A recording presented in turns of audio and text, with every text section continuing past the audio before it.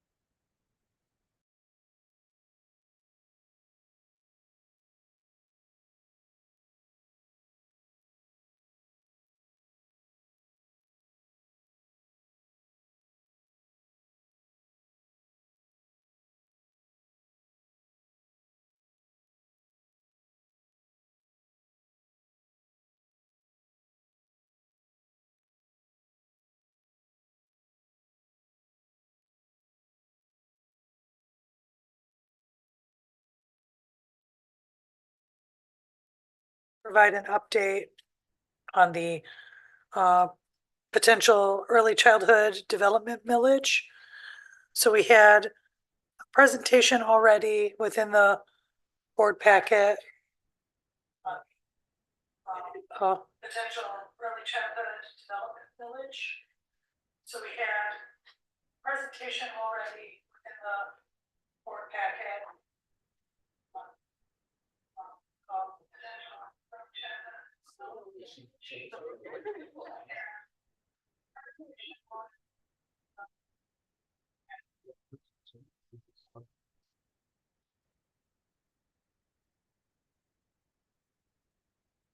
Oh.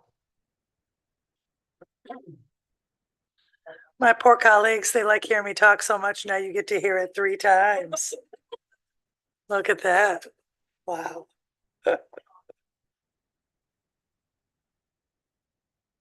My poor colleagues. Oh, no.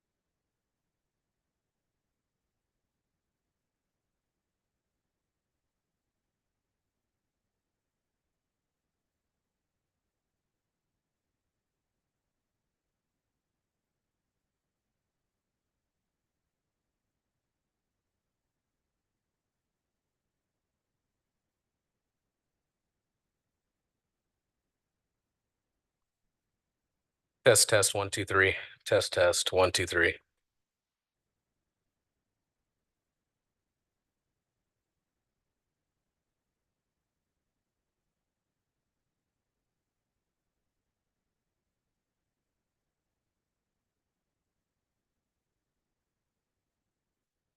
Okay.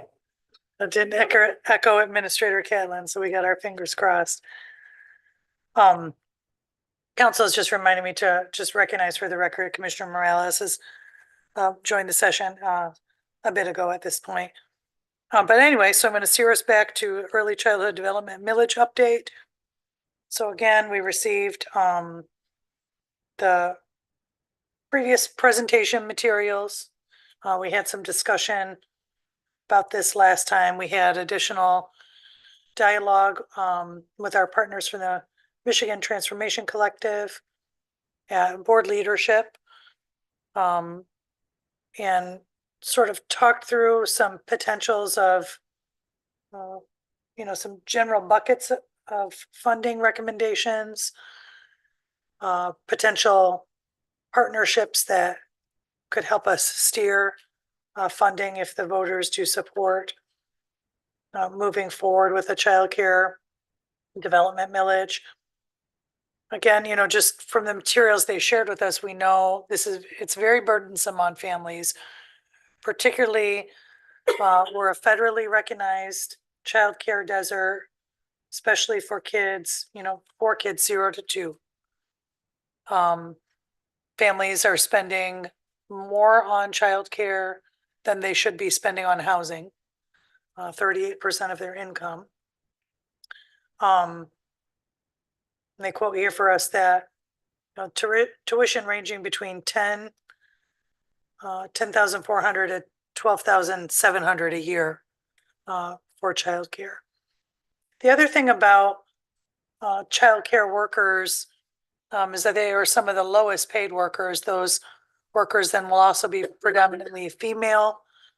It's also an additional equity issue for us to consider. An economic impact estimating that 2.8 billion annually of economic losses due to inadequate childcare supply. So again, identifying more than 85%, I believe it was, of households identifying that childcare was somewhat or very difficult to find. And so that is really a systemic failure that's occurring, and we have to consider if we have a role collectively to solve that. And so one way is to put this proposal before the voters of the county, looking at potentially up to a 0.5 mil for 10 years to help support this work. There's a state wage pilot that's also working to identify if wage subsidy helps to retain folks in childcare employment, if that helps to retain or recruit teachers. But that pilot's limited in nature. It only, I think it was funded 30 teachers within Kalamazoo County. So that's just a drop, but we'll have some data to help us understand those impacts. Today also, that wage threshold right now is pretty low. The average wage, and that includes, from low to high wage earners, but the average is just a little over $14 an hour. There are some being paid way below that. There are some childcare workers that are making below the minimum wage for their work. And next year, January 1st, the minimum wage goes to $15 an hour in the state. And so that puts additional pressure. So, I inquired in the Transformation Collective is assisting us in just getting some cost estimates of, what would it look like for childcare workers to make a living wage in the community? We know that would take significant resourcing that we won't be able to meet, but I do want us to understand how large the hole is that we're really looking at, so that we have adequate funding for livable wages for childcare workers in the community. So it's just a brief update where we're at with that. If there are any questions, we also have partners with us in the audience. If there's things that administration vice chair I cannot speak to on it, or we'll just bring this up a future meeting when we consider whether it moves forward. Commissioner Gissler. Thank you, Chair. Two questions. One, what is our estimated annual budget this year? I'm sure it's still in flux, but it's got to be kind of known to a certain extent. We can round it off. And the $500,000 per year will generate how much? Between 4 and 5 million? So for a 10-year period, that'll be 40 to $50 million. Vice Chair the human calculator. I would like to knew, take I that knew for we you. would. He would, yes. $500,000 would, right now, it generates just under $5 million a year. With taxable growth within a year or two, it'll be just over $5 million a year. So we're right at that $5 million threshold right now for $500,000. Our annual budget, this is very complicated. I was looking at Kevin and we we're both kind of having the same thoughts in our head. I could see it. Well, if you count the road commission, the ISK, all these different airport boards, all these boards that we appoint to, we're approaching $500 million annually in expenditures. And with Metro Transit as well. With just our general operating funds and the funds within the county, I think we're getting close to 100, like 98 million, somewhere in that neighborhood. But I mean, you see the Lansing lobbyists talking to legislators in Lansing, and they're doing. Counties have way more say in how we appropriate tax dollars than any. That's just my 2 cents, but. Do you have any other questions? Commissioner Ray? Yeah, I think my question is just more about the logistics of how the money will be spent. Have those things been worked out, or are we just still kind of talking baseline? I guess I'm interested in how the funding will support families who are not qualifying for assistance with childcare costs and just ensuring that there's something in there. I know, like, every time I have a conversation about this or here, to me, it just sounds like we're looking to help providers and not necessarily, I mean, families benefit, but we're not really looking at the full picture as it relates to families. Yeah, thank you for that question. And wage subsidy, as I spent most of my time talking about, is part of it. And ultimately, sort of how we solidify what we want to do with the resources is sort of, oh, there's some room that's open, but there are recommendations that we've received from the Child Care Collective. So teacher wages, so this would be annual allocation. These are just, again, proposals of about $1 million. That would equate to about a $275 monthly stipend. Then there's child care provider quality and sustainability work, $1 million that potentially could support centers that serve primarily children 0 to 3 that qualify for CCDF funded childcare. That's about 400 children. I don't know the acronym. Do you want to? It's just say the federal child care subsidies. Thank you. About 100,000 within that pot as well for administrative functions to do that. Then lowering costs for families, about 1.5 million, would support small businesses to enroll in TriShare. So families that are making between that 200 to 400 of the federal poverty line. $500,000 for childcare voucher program. And that would fund approximately 100 children. And these, again, are just proposals from the coalition. They're not firm what we necessarily have to move forward with. But that would support approximately 100 kids. And then 150,000 for a childcare enrollment specialist. And then some other data and administrative supports as well. So it does try to take approach, through both increasing the supply of available childcare and the wages those workers make so they stay, and then helping families both connect with TriShare supports or through vouchers. So the only thing that I really heard was the voucher. And try, will you turn your mic on so they can hear your question? Well, yeah. Okay. So, yeah, the tri-share supports, we know that there are folks in the community that would qualify for tri-share subsidy, but their employer isn't engaged in it. Yeah, okay. Thank you for those questions. Are there others? Vice Chair.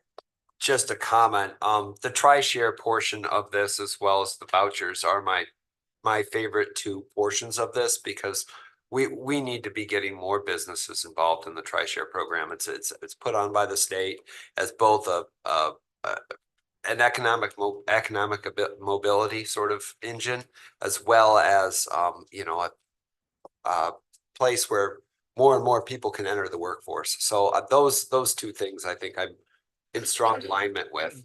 The voucher program and the tri-share stuff. The rest of this, we can get into detail as we put this millage proposal, discuss it further, but I'm gonna be pushing hard for the expansion of the small businesses to participate in tri-share because you're leveraging state money. So we're using our tax dollars and then leveraging it with state dollars. So we're getting more bang for our buck. So that's my Yeah. 2 cents. Thank you, which reminds me, I needed to also make sure to highlight so the teacher wage component also includes a state match for the resources that we spend on that. And one of the struggles, if we help families better be able to afford childcare, it's just not available in the community. So what we see often happen with like housing vouchers, a person may hold a voucher and there just isn't a place to use it, right? So that's the benefit of supporting the wage boost is because it draws down, this is a 2-to-1 state match. So this is again, a pilot that goes through next year. That drawdown would be available. Now, whether that match would continue on beyond that, that's not solidified yet. But at this point, that would be a component. Right? Any other questions? Commissioner Ray. Thank you. Just one. So where do we access the information that you just read off? I don't see it in the packet. Yeah. I will share that. This is just a recommendation we talked through a bit at board leadership. But again, the Transformation Collective wants us to engage in dialogue about what we're comfortable with. So I'll share this as a general concept, and then we'll talk through more like ultimately if we take it to the voters, if they support it, then what we want to do. With the Okay. resources. And then are they still looking to get it on the ballot for the special election or no? They're looking at the August cycle. Okay, thank you. Good questions. Thank you very much. Okay. All right. I think I've covered the things I need to for now. Appreciate our collaborators on the Transformation Collective. And then as the cost study is being done, when that information comes forward too, I'll share with the commission as well. Okay. All right. So I'm going to take us now to item 6. We're going to talk through the housing corridor study, and we'll welcome Ryan Kilpatrick from Flywheel Community Development Services. So the city of Kalamazoo received a much longer presentation on this corridor study that I encourage folks to take time and watch. I've gotten to hear this a bit at the supervisors meeting. I find it really interesting, and I welcome Mr. Kilpatrick today to share with our board what we've learned from this study. Welcome to you. All right, great. Thank you for your time. There's a lot of information to cover, and I'm going to try to move through it relatively quickly. I think you have the packet, so we won't read all of the content out loud, but I am excited to be able to share the data with you. Broadly, what we tried to do with this study is first acknowledge the Upjohn Institute's study in 2025 of the overall amount of housing that's needed countywide. And this study is designed to identify all of the really high leverage opportunities that are available across Kalamazoo County. recognizing that each local unit of government is responsible for their own land use plan, the master plan, zoning ordinance. So we're not trying to decide anything for local units of government, but rather identify where are there big opportunities with access to infrastructure. So the Upjohn Institute identified roughly a need for 7,800 additional housing units over the next 5 years, with likely a need for 15,000 units by 2050.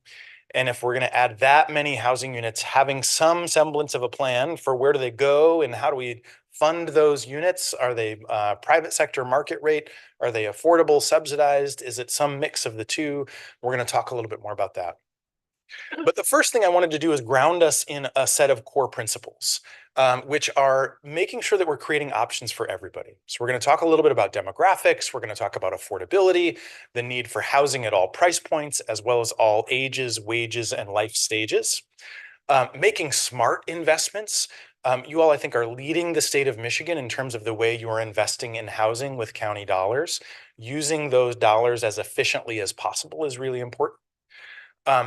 Ensuring that we're creating meaningful green spaces. So that means both preserving rural areas and creating great parks and recreational amenities within more urbanized and suburban areas will be important.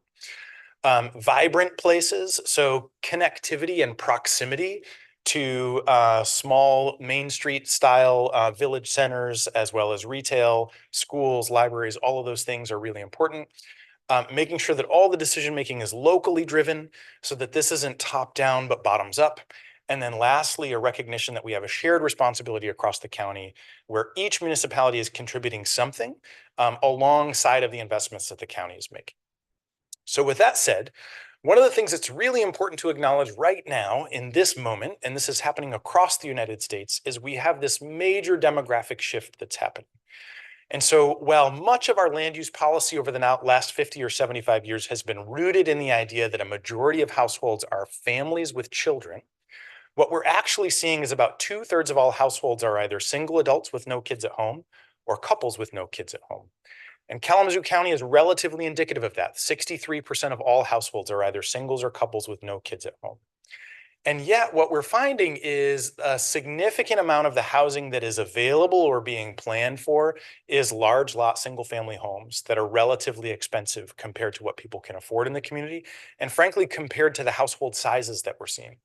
Now, that doesn't undermine or negate the importance and the need for more single family homes on significant lots. About half of the market still wants that, a suburban product on a larger lot in a single family home.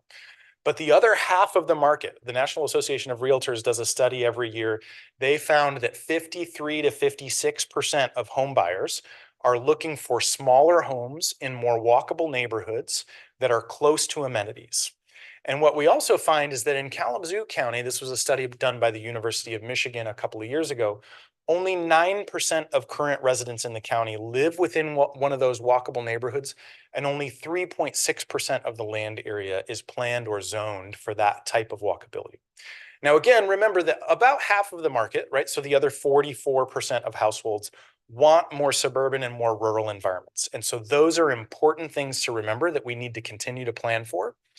But we already do a really good job of that for the most part, right? That's the product type that's actually continuing to be produced. It's that 56% that people want and frankly is in short supply.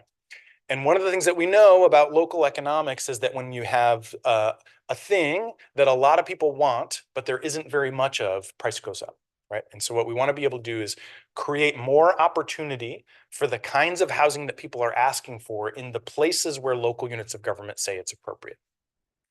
So I want to just harp on this issue for just a second because creating more compact neighborhood development acts in service to rural preservation. So our current land use pattern generally requires us to sprawl out into open spaces, farms, fields, and forests, because we're extending infrastructure out into those places in order to provide more single family subdivisions.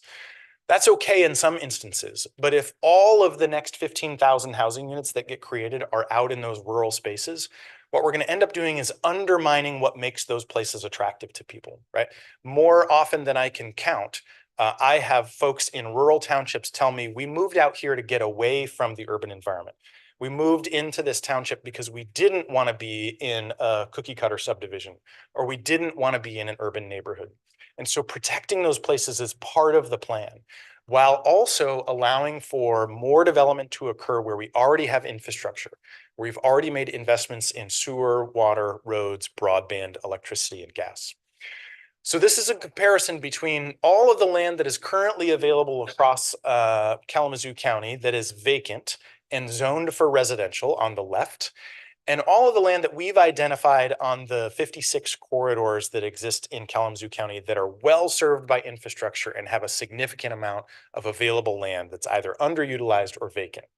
And you can see, we'll talk more about this in a minute, the infrastructure obligation for the status quo pattern of development is dramatically higher than the infrastructure obligation for the places that already have that infrastructure. So what's important to acknowledge is development tends to follow the path of least resistance. In other words, developers go where it's easy to go. So when we make it easy to develop in the townships or in rural areas, that's where people will develop. When we make it easy to develop where we already have infrastructure, that's where people will develop. Now, market economics are also an important thing, but we can work with that, right? So what's important to acknowledge is in Kalamazoo County, we worked closely with the Kalamazoo County Road Commission. We talked to the City of Kalamazoo Engineering Department to really understand what are we currently investing on a per lane mile basis to build new roads, to maintain the roads that we have, to understand what does it cost to actually build and maintain the infrastructure that we have. What we found is on average right now, it costs $120,000 per 78 feet of road frontage to build a new road with sewer and water underneath. And so that means every time we build a new single family subdivision with 78-foot wide lots or wider, we're requiring a baseline expense of $120,000 in order to serve that home with sewer and water. Right now, if they're on well and septic, it's a different story. That's a different cost. But when we're extending new infrastructure out into suburban and rural areas, know that that's the cost of infrastructure. And generally speaking, when we put a single family house on one of those lots, if it averages around $450,000 in overall value, it's going to produce around $722 in local tax to pay for that infrastructure. Whereas if we put 3 homes on the same lot, it would produce $516 per home, meaning about $1,548 for 3 on the same lot. And we'll talk about how that math works in just a second. So currently status quo, we're starting to push development out to the periphery. This is going to happen more and more. Average density is going to be about 1.7 acres per residential dwelling unit, but there's lots of land in Kalamazoo County. So we're not in any jeopardy of consuming all of that land, but we are going to continue to kind of press out into the outskirts, sometimes in places where townships are planning for it, sometimes in places where townships are going to say, oh, we're not so interested in that growth. When we look at what Kalamazoo County families can actually afford, it's interesting. In Kalamazoo County, it breaks down fairly evenly. About a quarter of households would not be able to afford any type of new construction, and frankly, likely need a housing voucher or some form of subsidy, no matter what the housing typology. That's about a quarter of all families. Another quarter, or 29%, those little houses that are in the dark blue color, they can afford typically naturally occurring affordable housing, meaning older housing that is in good shape, but hasn't been updated in maybe 15, 20 years. A lot of that older housing stock is naturally affordable to that middle income band, $35,000 to $75,000 a year. They would struggle to afford new construction, but they can afford what already exists if it's a little bit older. We would call it Class B housing, right? Another 22%, those earning $75,000 to $125,000, they can afford new construction. The issue is they can't afford the new single-family house that we tend to build out in suburban subdivisions. What they can afford is multifamily, townhouses, duplexes, fourplexes, right? More compact development. And those are our middle-income households, our teachers, our firefighters, our nurses. The core of our essential service workers are in that class. Generally speaking, they can't afford the cost of a new single-family home, but they can't afford the cost of new multi-unit and attached housing. And then that last quarter, the yellow, that's the quarter of the population that is able to afford brand new single-family construction. And so what's interesting about this is that last quarter tends to already have a house. right? They're already well housed in Kalamazoo County. They bought something already. They're not necessarily looking for something new. When we're trying to find housing for folks in the community, they tend to be in that more middle income category. What's also interesting is this is a breakdown of what we're actually planning and zoning for across Kalamazoo County. So about 73% of the vacant residential land is zoned for that most expensive housing typology. And only 25% is planned or zoned for something that is more attainable to that middle income household. And so again, what we want to be able to do is identify that only 6% of the identified land area in the corridor approach actually needs to be developed that way, right? So on the left is all of the vacant residential land we've got across the county. On the right is the corridor approach. You can see there are 17,000 acres we identified in those corridors. We only need 6% of that land to be activated in order to meet our housing needs for the next 25 years, right? And that's 6% of the land that's already served by sewer, water, and roads. And so what we then did is we dove into that land area and we said, all right, what are the neighborhood typologies that we might want to propose in these places? Now, again, this is up to the local unit of government, whether it's the city of Kalamazoo or Portage, or it's one of our townships. They decide how the land gets used, how it's planned, and how it's zoned. But this is a model for those communities to start to think about. We wanted to propose, what could we do if we did some town centers and village centers? If we did some missing middle and some small lot single family, how could that break down? And so we're illustrating what could those neighborhood types look like. This might be most appropriate in the city of Kalamazoo. Maybe there are a couple of spots in Oshtemo Township or in the city of Portage where this development pattern makes sense. In most places, this is more dense than a lot of communities are going to ask for. But this is actually one of the most economically productive ways to build housing. And again, remember, roughly 56% of households are asking for neighborhood typologies similar to this. This is a village center, right? So this is more your kind of downtown Main Street in a parchment type of neighborhood. Could also be a city of Portage or maybe a little hamlet in one of our townships. Less dense, but still compact, close together. We're leveraging the infrastructure that's already in place to the max extent possible. Missing middle housing typologies, this is generally the type of housing that sits in between single family homes and big apartment complexes. There aren't a lot of people that love living in a big apartment complex. Generally, they like something that's more intimate, even if they're living in something attached, whether it's senior condominiums or it's young professional housing. They're looking for something where they know the handful of neighbors that they live closest to, and they don't have a long empty corridor that they have to navigate every day. So these are the types of housing that a lot of people are asking for, but it's very difficult to build today. And then lastly, these small lot single family homes. Generally, what is possible in a majority of communities is taking existing single family neighborhoods and saying, you know what, we might want to let a single family homeowner subdivide their lot. Add one more lot if it's on a corner or they have adequate frontage to create 2 lots, and you can build a second single family home in that same neighborhood. These are examples of cottage courtyards, small lot single family homes. These are heavily in demand among empty nesters and young professionals. They tend to be about 25 to 40% less expensive than a traditional large lot single family home, but they still promote home ownership and opportunities for people to invest in their neighborhoods. Now, what's important about all of this is when we're talking about neighborhoods that are more compact, is building neighborhoods with more density just for the sake of density doesn't make any sense. Right? The reason some people want these types of neighborhoods is because they're close in proximity to the things they care about, right? They're in a good school district. They're close to neighborhood shops and services. They can get to the library or the park really easily. They can send their teenage kids out on foot and feel safe letting them walk around the neighborhood and go get something done. Those are the things that people really care about in these neighborhoods. And so what we want to be doing is thinking about what is the potential of these places while also thinking about economic viability and sustainability. So we identified these 56 corridors. Then we started to look at what are the places that have the most potential for additional tax revenue, because what we're probably going to want to do is leverage that revenue to pay for some improvements to infrastructure to make these places great, right? So the first example we took is, this is the city of Parchment. It's right along the Kalamazoo River. There's a Save-A-Lot and a dollar store and a post office and a lot of parking, right? Most of that parking isn't getting used 364 days out of the year, if at all. And so currently this is a 4-acre site. There are 0 households on it. It's generating $619,000 in taxable value. We said, what if we made a little village center here?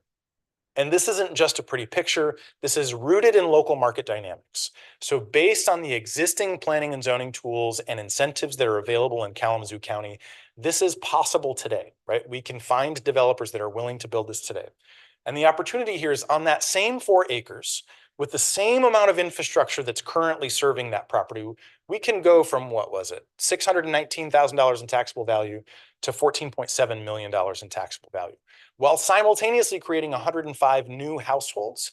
And you all get to help decide how much of that is affordable, how much of it is low income, moderate income, based on the tools that you've created to support local units of government, right? So in partnership with the city of Parchment, they can start to say, hey, we want to make sure 30% of housing units in this neighborhood are affordable to middle income or low income households. And you've done the great work already of creating the tools to allow those kinds of priorities to be enacted. So then we do a taxable value comparison. You can see the difference between taxable value, how much goes to the county previously, or in status quo, $5,600 go to the county. In the future, $135,000 goes to the county every year. Same for the city tax, and our infrastructure cost stays the same.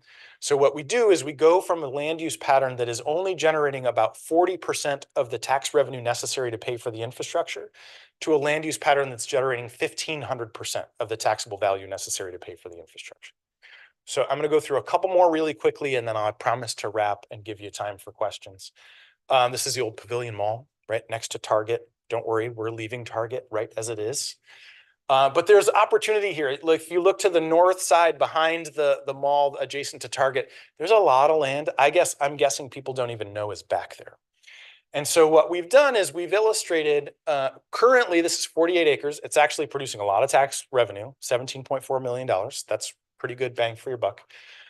There's an opportunity to significantly increase that while still providing for the same amount of retail or more, creating more local jobs, and also creating up to 1,600 additional housing units if Ashtamo Township says that that's a priority.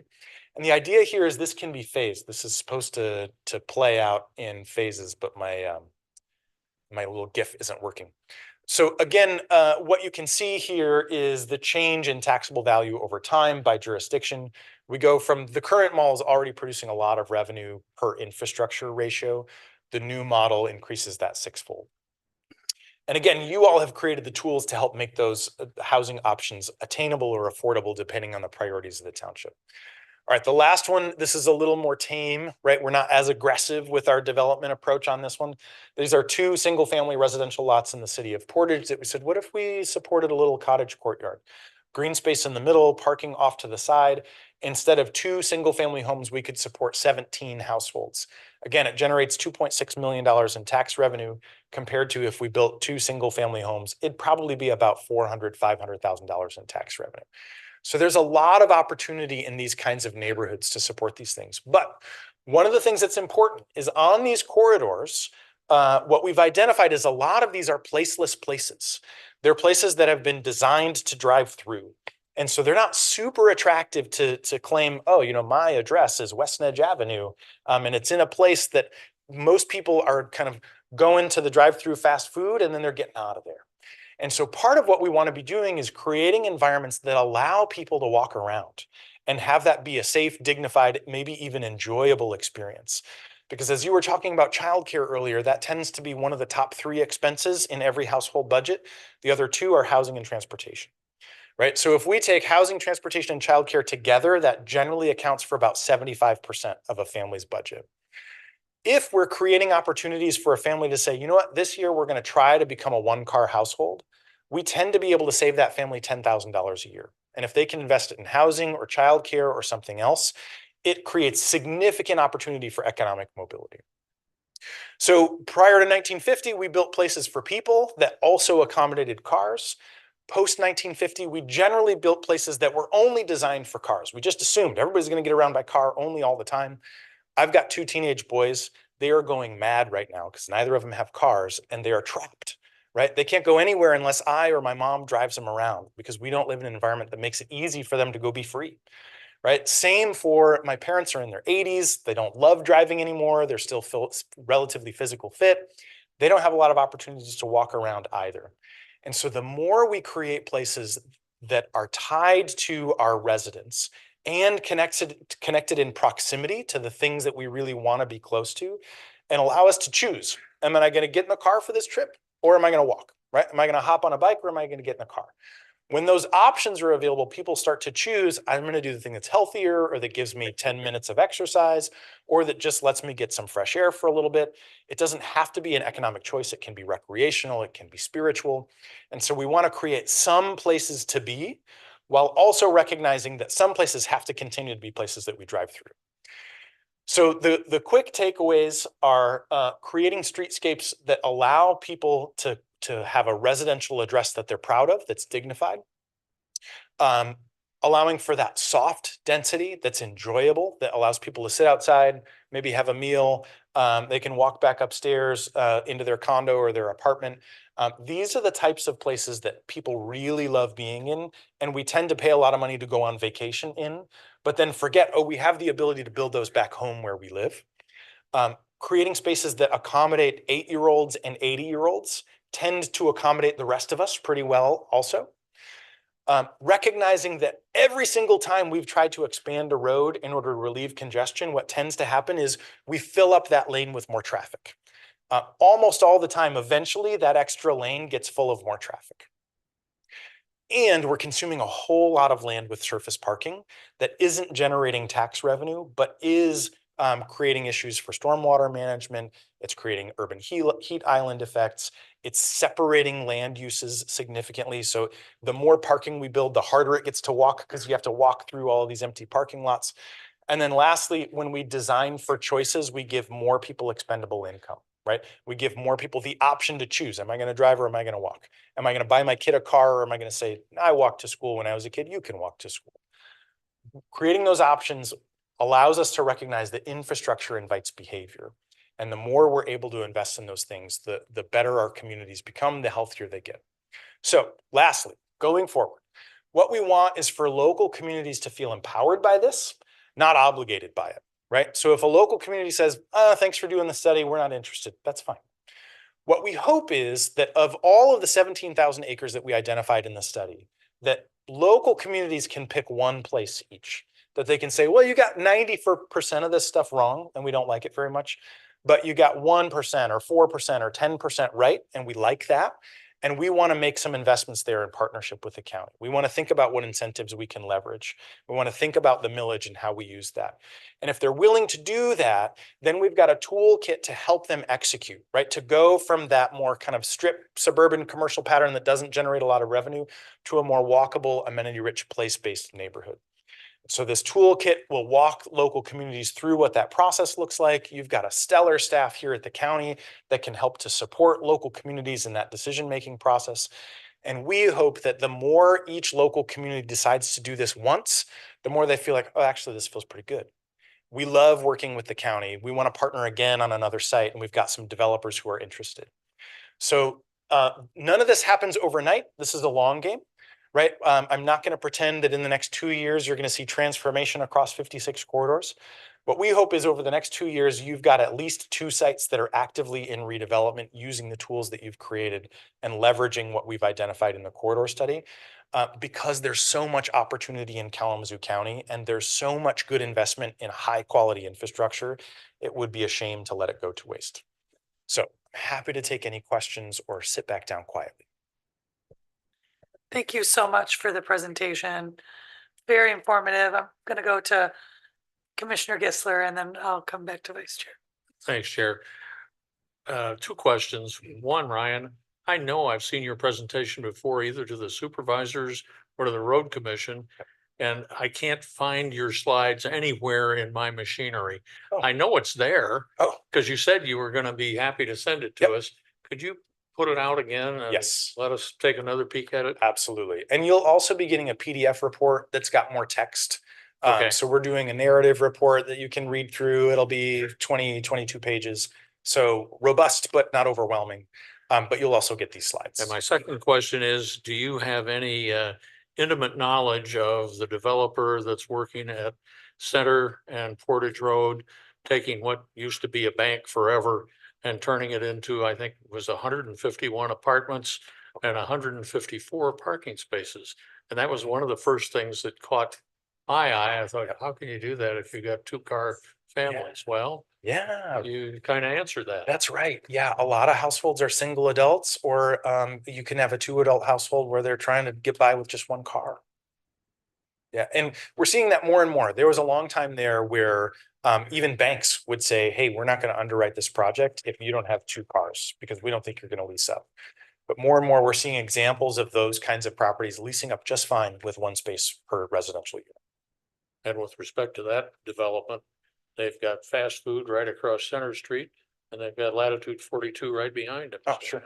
How can you go wrong with that? Vice Chair. They can always come over and talk to their commissioner, because I live right there. Yeah. Question, and I probably, this is probably more appropriate question for the Upjohn Institute, but you might be able to answer it.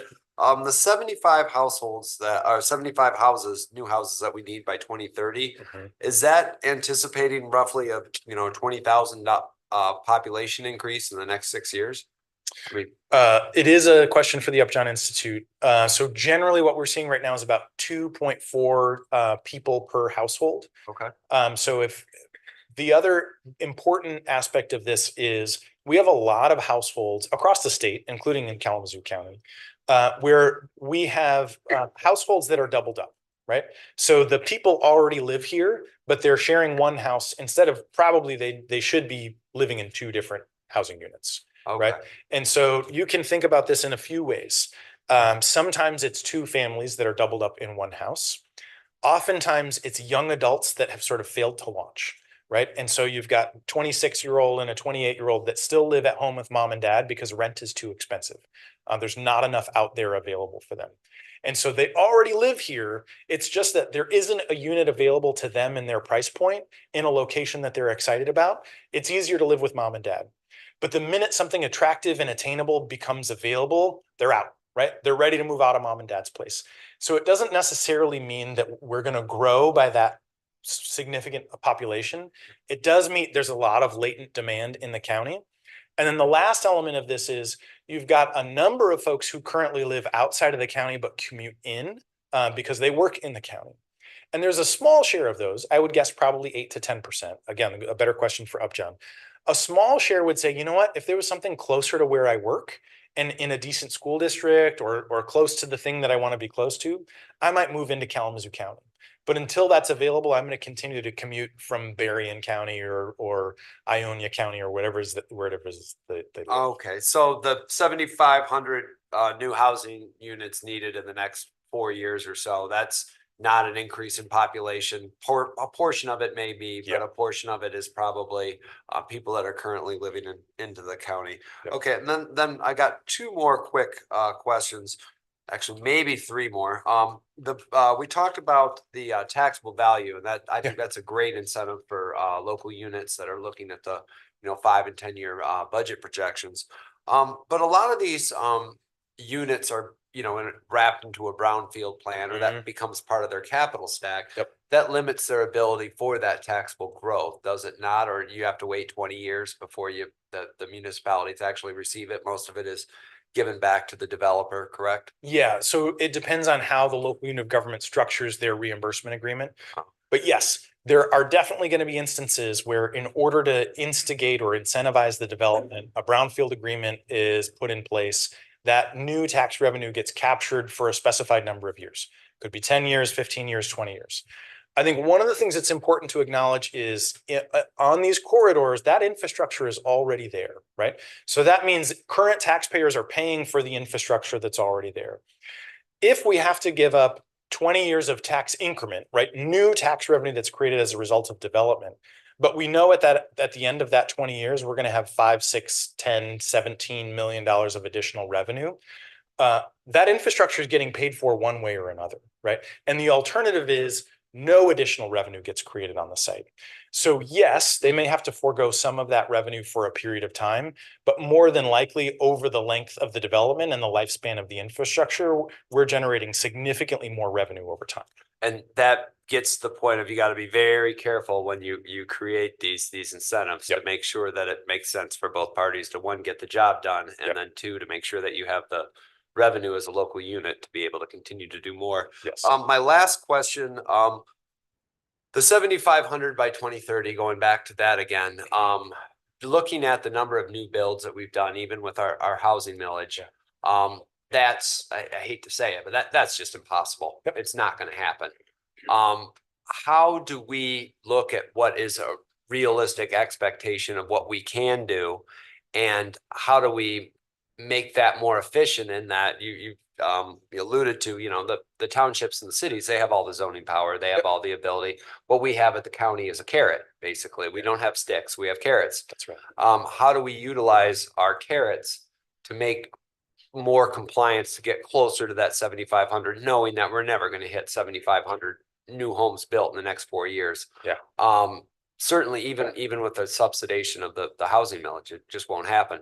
But maybe we say 2,000 or 2,500 that we want to build, or we need to build. What are the tools that we can use? That's probably a Mary Balkema question, but how do we utilize that carrot the most efficient and most effective way possible to get, because we're going to need township buy-ins in this, township zoning board buy-ins on this. And in order to get that township zoning board buy-in, I think would probably have to be some incentivization. Yeah, I'm just thinking out loud here, but Yeah, no, that's exactly the right question. And I think that's the intent of this study is to try to cast a vision for local units of government to see themselves in, or see a portion of their community in, and say, oh, somebody's been telling me to reform our zoning ordinance for the last 6 years, and we didn't like that idea. But seeing the tax revenue gains that are possible, seeing some of these other illustrations of neighborhood typology, understanding the difference in demographics, we hope some local communities will say, actually, this doesn't sound so bad, maybe in this one corner of the township, or this part of the city that has been underinvested in for a really long time. I don't expect that townships that want to stay rural are going to say, great, let's develop everything. And we actually don't want that, right? But what we do want is for them to be a little bit inspired and say, tell me more, right? Invite somebody from Mary's team to come out and have a conversation about what could we do that's realistic in this season? How do we do it? I think the county has really great tools to offer support for the local communities that are ready to dig in. And it's not going to be every community all of a sudden shows up and says, okay, we're ready, give us all the stuff. It's going to happen in ones and twos. But frankly, that's probably easier for staff to manage over time. And did we take these corridors and then overlap them or overlay them with current metro routes? Yes. Look at that? In the process of identifying the corridors, we did look at the metro routes to make sure that they lined up. Okay, cool. Thank you. Commissioner Morales. Thank you, Chair. Thank you for the presentation. I didn't get in my civic. Okay, wonderful. Because I was trying to follow you and I couldn't, and I was writing. Anyway, how many, it was about 7,500 units. How many of those are you looking for single family homes? Oh, so the Upjohn Institute doesn't specify how many should be single family homes. What we've identified in the corridor opportunity plan is a wide range, right? So local units can decide, do we want all small lot single family, or do we want some multifamily? I would suggest, based on demographic trends, that somewhere around 30% of the overall housing stock that's getting built across Kalamazoo County be something other than single family homes. But it's going to be up to local jurisdictions on a case by case basis. So agreeing with Vice Chair, and we're gonna have to get some buy-in from cities and townships. When I'm looking at I don't remember what the slide was, but the 75K, even at 30%, trying to afford $1,875 a month is a pinch, Yep. right? Yep. And so in my experience with some new homeowners, depending on where you live at, so let's say District 3, District 5, District 2, taxes are a little higher. And I don't think that's taken into account when people are looking at, I make 75, I got 1875, I can afford this. But then, even if the house was a homestead or we get these new single family units in the next couple cycles, they're gonna get maxed out at that 5%. Yep. And I don't, in my experience, I haven't seen people's raises meet or match what taxes are looking like or home insurance. So I just wanna, and I know all that's put into your mortgage, but I don't think a lot of conversation is around this. So I'm excited about it, but I'm thinking of it as a homeowner and for folks that are on my block who are like, do I sell? And if they go into these apartments, even at 75 and lower, because was it 30 to 75 that you were saying paying? I mean, somebody paying at $30,000 paying 1,800 is suicide. Yep. And so I just want us to think about when we put up these, mini projects, I don't want it to turn into little ghettos either, or barrios in our language, so that only a certain subgroup is living here and it turns out like every other mini project that we've implemented in Kalamazoo. So I just, want to have us focus on that and think of some resolve for folks that are getting pinched by taxes or those rising costs so they can be able to stay in a new, beautiful home, even if it's a little subdivision. I just want to reaffirm what you just said in that we would strongly recommend that that local jurisdictions in partnership with the county are thinking about how to create mixed income neighborhoods, right? So that whenever we can, we're supporting low income housing alongside of market rate housing so that we're not creating neighborhoods that feels like, oh, that's the poor side of town, right? We want to create neighborhoods. There's now so much research out of Harvard University. Raj Chetty in the Moving to Opportunity program has identified when kids grow up in neighborhoods where they see people at a number of different economic strata, they are so much more likely to progress economically over time because they've seen other adults in their neighborhood doing other things, right? And the world of opportunity opens up to them. And so if we're able to create neighborhoods where we can have low income housing, we can have middle income workforce housing, we can have market rate housing, and designed in a way that supports the local character, those are the opportunities that really move the needle. And so pairing your county incentives with a local incentive, a neighborhood enterprise zone is a good way to offset property taxes for a homeowner for a period of time, 10 to 15 years. Alongside of state and federal tools, you're going to have to use like every tool in the book in order to support some households, right? But if you can also leverage some of that market development, use the demand that's in the county to your advantage to create tax revenue that you can then leverage to support lower income households, you create a reinforcing positive feedback loop. It's not easy, right? I can say it all day long. It doesn't make it easy to do, but it is possible, and we're seeing it in other markets. Thank you. I'm really grateful for the county housing team to help marshal through the collaboration with you and having the study completed on behalf of Kalamazoo County. One question I have is about the ancillary infrastructure. So like one of our delegated authorities is the Road Commission. They're serving lots of the rural communities in our townships. Some of that area is more urbanized township as well. And the way that infrastructure design occurs that makes places the drive through or the speed through places. What dialogue have you had or could be had with the Road Commission directly? They have sort of like a blanket street design metrics, and what can we do to help them sort of see other uses of road design as development is happening? Yeah, I'm not going to speak too much to the Road Commission's priorities. We did provide this presentation to the Board of Commissioners at the Road Commission. I think it was well received. I think staff also appreciated it at the Road Commission. It's important to acknowledge that some streets have to remain streets that you drive through, right? Like we have to be able to move traffic quickly in some parts of town, and that's just kind of the end of it. In those places, normally what I would recommend is we reduce the number of curb cuts and driveways so that we're not slowing traffic down unnecessarily because everybody's trying to get into the McDonald's or the Burger King or whatever it is. It's like, no, this is a street that we drive through because we're going from one place to another. Places that we drive to, we want to be slowing down traffic. We want people to feel comfortable walking. And there's a whole toolkit. The National Association of Civil Transportation Engineers, it's the NACTO guide. And it's basically that same template that your road commission currently has, but designed for that strong sense of place. And so they can substitute the AASHTO guide with the NACTO guide on a case-by-case basis and say, oh, in this place, we want walkable, amenity-rich neighborhoods. And it might be this side street that comes off of the main arterial is going to be a nice place for people to live. The arterial is going to continue to be a highway because it has to be, right? And so and I think your staff is probably very astute and can identify where are the places that we have to drive through and where are the places that we want to drive to.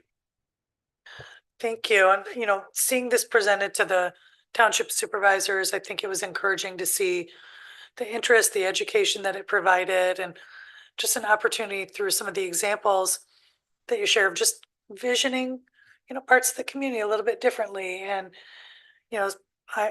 particularly the 2-family lot, like you could fit 17 homes there. You don't have to just change the whole, township or the whole community, but you can take little steps that can make a big difference. And hopefully we can continue to marshal that forward. Yeah, Good. Thank you for your time. Thank you. Commissioner Gisler. Yes, I apologize. It's not a question for you, Ryan. It's a tag along behind on T's. I agree with everything you said about the 75 and, how can they afford it? And yet we just spent some time listening to Jen talk about a potential tax increase. I think we need to realize that this is something that doesn't go away. And if we're going to increase the taxes, we're going to take it up to 80,000 rather than 70 or 75. So just to get my oar in the water on that one. I look for opportunities to agree with you on T's. Thank you, Commissioner Gisler. Thank you very much. Thank you very much. Yeah. Appreciate it. Okay. All right, we'll go to item 7. Our other items first, we're going to get an update on ARPA award and their status from Dr. Administrator Catlin. Thank you, Chair. Vice Chair Pro Tem, who is not here, so I don't know why I'm saying Vice Chair Pro Tem, but in spirit, I know that he's with us. And Commissioners, tonight, I will be brief. The information was in the packet, but wanted to just highlight a few items, and then I can certainly take questions. So as part of our ongoing review of ARPA project balances and spend down timelines, County Administration has identified internal and external projects where remaining funds are either no longer needed or their original purpose or where programmatic needs have shifted. So in these instances, we're recommending reallocation of uncommitted balances to support countywide technology improvement initiative within this administration building and or somewhere at the landing place. And as you can see, even as tonight, we continue to be frustrated with the technology in this boardroom. So as I can kind of highlight some of these projects quickly, is Guidehouse is a remaining balance of $1,000, and it's not anticipated to be needed for continued financial advisory support. We have the Emergency Employee Relief Fund. So after initial seeding and usage, a remaining balance is available there. So we recommend reallocating the unused portion to support internal county needs. There's an admin building safety upgrades. The project was largely achieved its intended purpose rather, and the remaining balance can be redirected to support broader, more comprehensive technology upgrades. The planning and development infrastructure plan, the city of Parchment secured a state grant to fund their infrastructure work, leaving the ARPA allocation available for reassignment. There are 2 sheriff's office balances that remain unencumbered. So a portion of the recruitment incentive is unencumbered, and then the Sheriff Academy support can also be reallocated. The Sheriff's Office wanted to remind the board that they did request about 70,000 of those dollars to shift towards an ISK professional to support the jail. So they're asking that a portion of those dollars do go back to them to support an ISK position in a contract. For an external project, there's a Selenon Park Maple Grove broadband. project that was completed. So there's a remaining balance of around $12,000 or so that can be reallocated. So across these projects, we're recommending that the board obligate the reallocated funding toward a coordinated technology enhancement initiative to focus on county boardroom and conference rooms within the administration building or in support of the landing place. And so speaking to a little bit, I had a conversation with Commissioner Gisler about some of the operational goals associated with improved technology over the weekend. And so first, this would establish if we were to replace equipment within this boardroom and technology within the conference rooms, it would establish a consistent countywide IT standard for meeting spaces. Currently, the equipment within these various rooms have created inconsistencies in performance for staff and IT. So standardization will allow us and staff to focus on reliable, familiar technology regardless of location. Secondly, the upgrades would significantly improve communication capability. So enhanced audio and visual systems will strengthen internal meetings, hybrid presentation, and public engagement during board and committee sessions. And third, the improvements will support accessibility as part of the upgrade. We intend to incorporate technology to support better ADA accommodations, particularly hearing assistance capability for individuals who rely on hearing aids and/or those devices. And then finally, the equipment would be selected with agility in mind. These systems will be modular and portable so that they can be relocated and integrated into the newly constructed administration building when that comes to fruition and is completed. So those are really our recommendations. And then lastly, I will highlight one item that is within the external category within the ARPA spreadsheet there, and it's related to gun violence. So I have conferred with the city of Kalamazoo quite a while ago, actually, sometime in, I believe it was last year. And what they do, they have on staff a crime analyst who partners with the W.E. Upjohn Institute to sort of collate some of the data related to gun violence, just in general within the city of Kalamazoo. Within that partnership, they also partner with the Michigan Transportation Collective. They compile those reports on their webpage as they monitor and manage the Blueprint for Peace.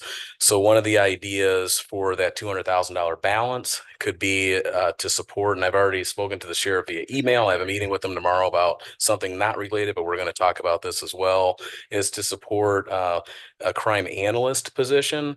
This would be able to leverage some of that ARPA balance to support that going forward this year as they kind of gear up in implementation of their RMS and JMS systems.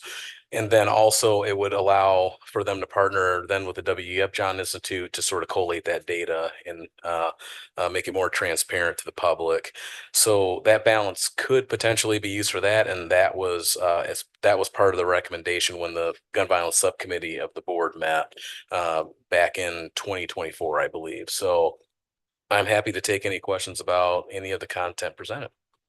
Follow up on the crime analyst position. So it would continue to advocate for the open data transparency effort. This could potentially help to facilitate that forward, but have we clarified if the collaboration with Upjohn has additional cost? Is this ARPA resources needed to bring them into the collaboration rather than the analyst position, or I want to fund an analyst position and then not be able to get Upjohn involved with the data? It's a great question, Chair. So my understanding from the city of Kalamazoo is that the individual they work with at the Upjohn Institute is funded through a grant currently from the city of Kalamazoo, and it expires the end of this year. So they would be looking for partnerships, likely with the county, if the county were to entertain it, to support that endeavor moving forward. So my thought is that there's roughly around $100,000 going into that position now to support city of Kalamazoo. I don't know if they could take on all of the county without hiring another position. We haven't had those conversations yet, but if they were able to, perhaps the city and the county could split that 100,000 or so moving forward, unless they have to support a new position, which would be another $100,000 essentially. But I know that for sure that the city of Kalamazoo is looking to partner, at least or desiring to partner with other agencies to support crime statistics in relation to gun violence. Yeah, I'm pretty certain when we have additional discussion here, I mean, this kind of got under the radar a little while, but I think we're gonna hear from Upjohn that the capacity as is sort of utilized. And so to do additional data work, I think we are gonna hear communication, they need more staff. So I'd like to hear a little bit about what that would cost so we can figure out what makes sense. Do we have any other questions? Vice Chair. Yes, thank you very much. Really quick, how much of this, you didn't get a dollar amount, how much would we reallocate to coordinated tech? And how much would we reallocate to the landing place? It just, It's not like someone's mic is on.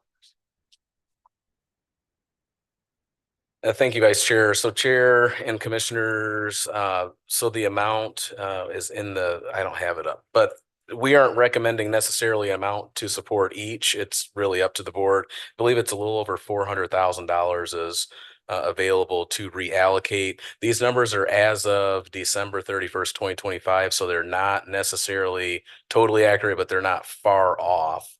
If that makes any sense, but let me just open up this spreadsheet here. So it looks like we have, as of 2025, December 31st, $458,000. I would anticipate without, and we hate to give numbers, but this project initially, when we place new equipment in this boardroom before my tenure, I will not take responsibility for this equipment in here. I just won't. So before my tenure, they paid roughly $100,000 and that was supported through ARPA. I would anticipate with the equipment that we need and it'll be expensive, especially with the hearing aid devices, probably upwards $350,000. So. okay. And then I had a couple of questions and I went through the funds that you have. One was the LISC Kalamazoo. Well, first we'll start with, most of these were awarded 4 years ago, right? 3-4 years ago. Okay, so the LISC Kalamazoo Small Business has 668,000 on it. I wasn't on the board when we allocated that, so it must have been at least 4 years ago. They have plans of spending that for what their original I guess I have a hard time believing that they put in a grant for $700,000 or $800,000. They haven't spent any of it and they plan on spending it now 3.5 years later and it'll be the same amount. So yes, thank you, Chair. So Vice Chair and Commissioners, so yes, that's a great question. All of these projects, I actually received emails back from everyone, so I do have an answer for this. So they did go through leadership change at LISC. What I am told though is that from the new executive director that the balance of $611,000 has been fully committed. It's just not spent yet, but mostly to Northern Initiatives, and that's kind of their broker to work with the small businesses. So they're going to be administering the grants from that 611,000 to support those small businesses. And they believe that they are completely on track to spend the balance before the end of the year and or the agreement expires. So that's what they informed me on February 3rd. Okay, do we know what their original agreement said, how they would spend it on small businesses? Were there any requirements on it? I mean, like for instance, Health and Human Services, we gave them an award of, I'm coming up here, for health software. We gave them an award of $145,000. They've spent $136,990. There's $8,000 left. Were they planning 4 years ago that they would spend $136,000 for the software that they wanted the agreement for, and then there would be an $8,000 bill 3.5 months later? It just seems to me that any unused spent money that they originally had the contract for, they're coming up with new reasons or new things that fit somewhat, maybe loosely, the criteria of the original grant. I guess I would probably take a peek, and this is probably a Lou question. On some of these, the original grant and intention of when we allocated those ARPA dollars for, are they using the remaining dollars that once they finish their project, they have X amount of dollars left, they're coming up with new ways to spend it? No, I mean, Chair, so Vice Chair, no, I mean, all of these projects and as I detailed in the narratives, they're all responsive to their original purpose for the grant. So for example, their original intent was to support small business relief, 0% interest loan program. And it would expand LIST's geographic footprint for small businesses investment and will consist of 0% interest loans and grant dollars to be invested into borrowers to keep small businesses open and functioning in Kalamazoo County during the COVID-19 recovery period. So, and the recovery period is all, it extends through December 31st of this year. So, I mean, it's definitely responsive. With regard to the HCS item that you mentioned for their program, they did complete their program. What they're endeavoring and what they desire to do is include more data in that. And so if the board is amenable to it, they would like to continue because there are extra dollars. I mean, when these numbers were estimated in 2022, that's what they were. They were estimates. So the program came under budget, but now they have capacity they see to do more with it within that same structure. So if the board doesn't want to support that though and reallocate, they're more than able to do so. And yeah, I guess yeah, I appreciate that answer because I think that's the correct answer. And I'm speaking as only one commissioner here, but my feeling was 3-4 years ago when these things were doled out, they weren't blank checks to organizations to use how they want. Once they finish their project, they can do whatever they want afterwards. It should be once they say what they are intended to do with those dollars should be returned to the county and then we figure out how we best spend it. That's my 2 cents on that. But I mean, we're not talking large amounts of money here. We're talking $10,000 here, $20,000 here. Some of them are big ones, like the Alcott indoor renovation. We allocated 4 years ago $855,000. They've spent $389. There's $465,000 left. That according to the federal government, they have 8 months to spend, or we have to give it back to the feds. So, I mean, at some point, we've got to say enough is enough to a lot. I know we did something for Alamo Roads, and I think that was in the same vein. But at some point, we have to say enough is enough. And these aren't blank checks, but these are checks so that you can achieve a project. And then we have to reallocate those dollars. Yeah, thank you. And Vice Chair, I just want to clarify for the community, all the allocations awarded to internal and external departments are done so through a specific contract with there's no blank checks written with the resources. So they're within the scope of the contract for items where they've come in under budget.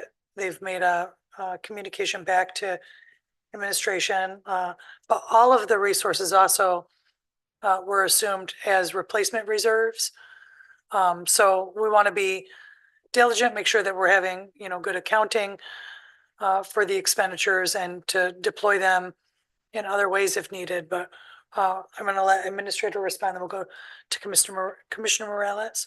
I appreciate it, Chair, and I'll be brief. I just wanted to remind the board. So there are 2 attachments. One is an Excel spreadsheet. The other one is it contains narratives. Not all of the balances shown are available. So for example, the Alcott indoor renovations I wrote in there, they have a significant portion of those funding of those funds rather encumbered. Only approximately 30,000 remains unencumbered. So a lot of these projects, the funds are already directed towards something. It's a scheduling thing with renovations. They have to, work with contractors and that sort of thing. So I just want to remind you that those narratives are there for awareness. Thank you, Commissioner Morales. Thank you, Chair. I think he kind of answered my question, but say we do get some funding back. I think it would be wise if the money has to be spent in the next 8 months that we already have a plan on where we're allocating them to. So we're not fizzling around for some things. I think that's all I have. I think you answered was that just for Alcott you were talking about, or was that for other entities as well.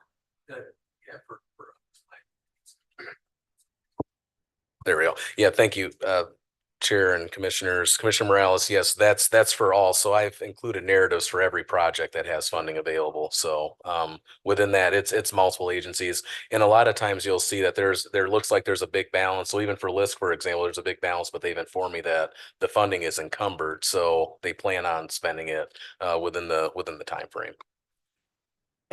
So with Vice Chair's question to the 800K, have we reached out to them and they reached back? I don't know if I heard that.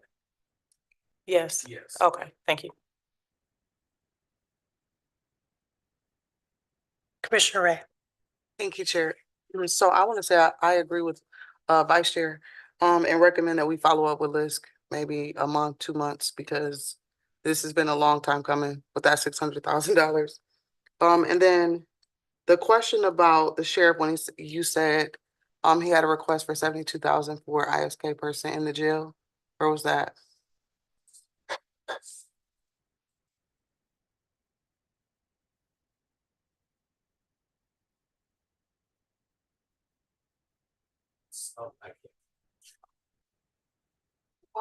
I think I don't know why it's doing that. That's new. So, well, thank you, Chair and Commissioners. Commissioner Ray, yes. So the question regarding the 70,000, so they submitted a request a while back. So they said that they sought consideration to utilize a portion of the funds to support an ISK clinical staff position within the jail. Currently, they indicate that there are no ISK clinical staff available on the weekends or holidays just to assist with their special needs inmate population. So approximately 70,000 would be required to fund this need. Additional details can be provided. And a letter of support also by the ISK Clinical Staff Director, Lindsay O'Neill. Thank you, Chair. So just to follow up, so the previous request was granted or was it denied? Correct. Yeah, it was not granted. It was denied. So, and they were trying to leverage additional or leftover remaining dollars from their recruitment incentive and academy support accounts within ARPA. Okay, and then one question, I think, I feel like I forgot it.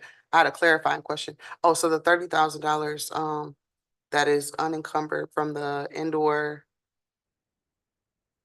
Let me look it up. I've been scrolling. All the indoor, renovations, is that included in the $458,000? It is not. So my understanding from Deputy Administrator Smith is that they plan to fully utilize the balance, including that 30,000, no later than fall of 2026 this year. So is the $30,000 gonna be spent on something else or the same project? Nope. So we're just trying to be transparent that there's an unencumbered amount there, but they plan on spending it on the project. So it's just an interest of transparency. We're just letting you know if the board wants to reallocate some of the funds, it is totally at the discretion of the board at this point. Yeah, it just means they don't have an invoice marked to it yet. Commissioner Morales? Yeah, I was on that same page, like the 30,000 is being spent on what it was allocated for? Okay. Sugar. Oh, the sheriff's position, so ARPA is covering this, how are they gonna sustain it? Oh, Thank you, Commissioner. So to answer your question, yeah, that would it would have to be sustained somehow through the law enforcement fund or general fund in 2027. So excellent question. This is one-time money, so it would have to be sustained later on. I will just add to that and maybe this is a follow-up question, and we have a letter of support from ISK, but is it really only a resourcing barrier, or is there a lack of, would ISK be otherwise staffing this if there were clinicians available? Chair, no, my understanding is that they have the clinicians available, they don't have the funding to support it. So that's why the sheriff's office has to redirect some of their balance to support the clinical staff. But then beyond that, when 2027 and forward, we would have to find funds available within the budget to support. Sorry. So, I mean, I would just advocate, I know, you know, because of system issues, we have a very high percentage of mental health population within the jail, and having clinical staff available to support them, even if it is, you know, not identified how that is sustainable, it does provide at least short-term benefit. Folks like that shouldn't be populating the jail as extensively as they are, but they do. So they need help. Vice Chair and then Commissioner Gisler. To answer, to follow up on what Commissioner Morales said, I completely agree. And the administration is doing that. They've identified two sources, technology for this room and furniture at the landing place. That's where I think we should shift whatever dollars. Now, my qualms come from I have a sneaking suspicion that the money allocated 4.5 years ago, or 4 years ago for a lot of these projects, they're now coming up with ways to spend it and being very creative of it still fitting within the contract. And that would be a Lou question. And there's no way you can answer it now, but it would probably take some work on it.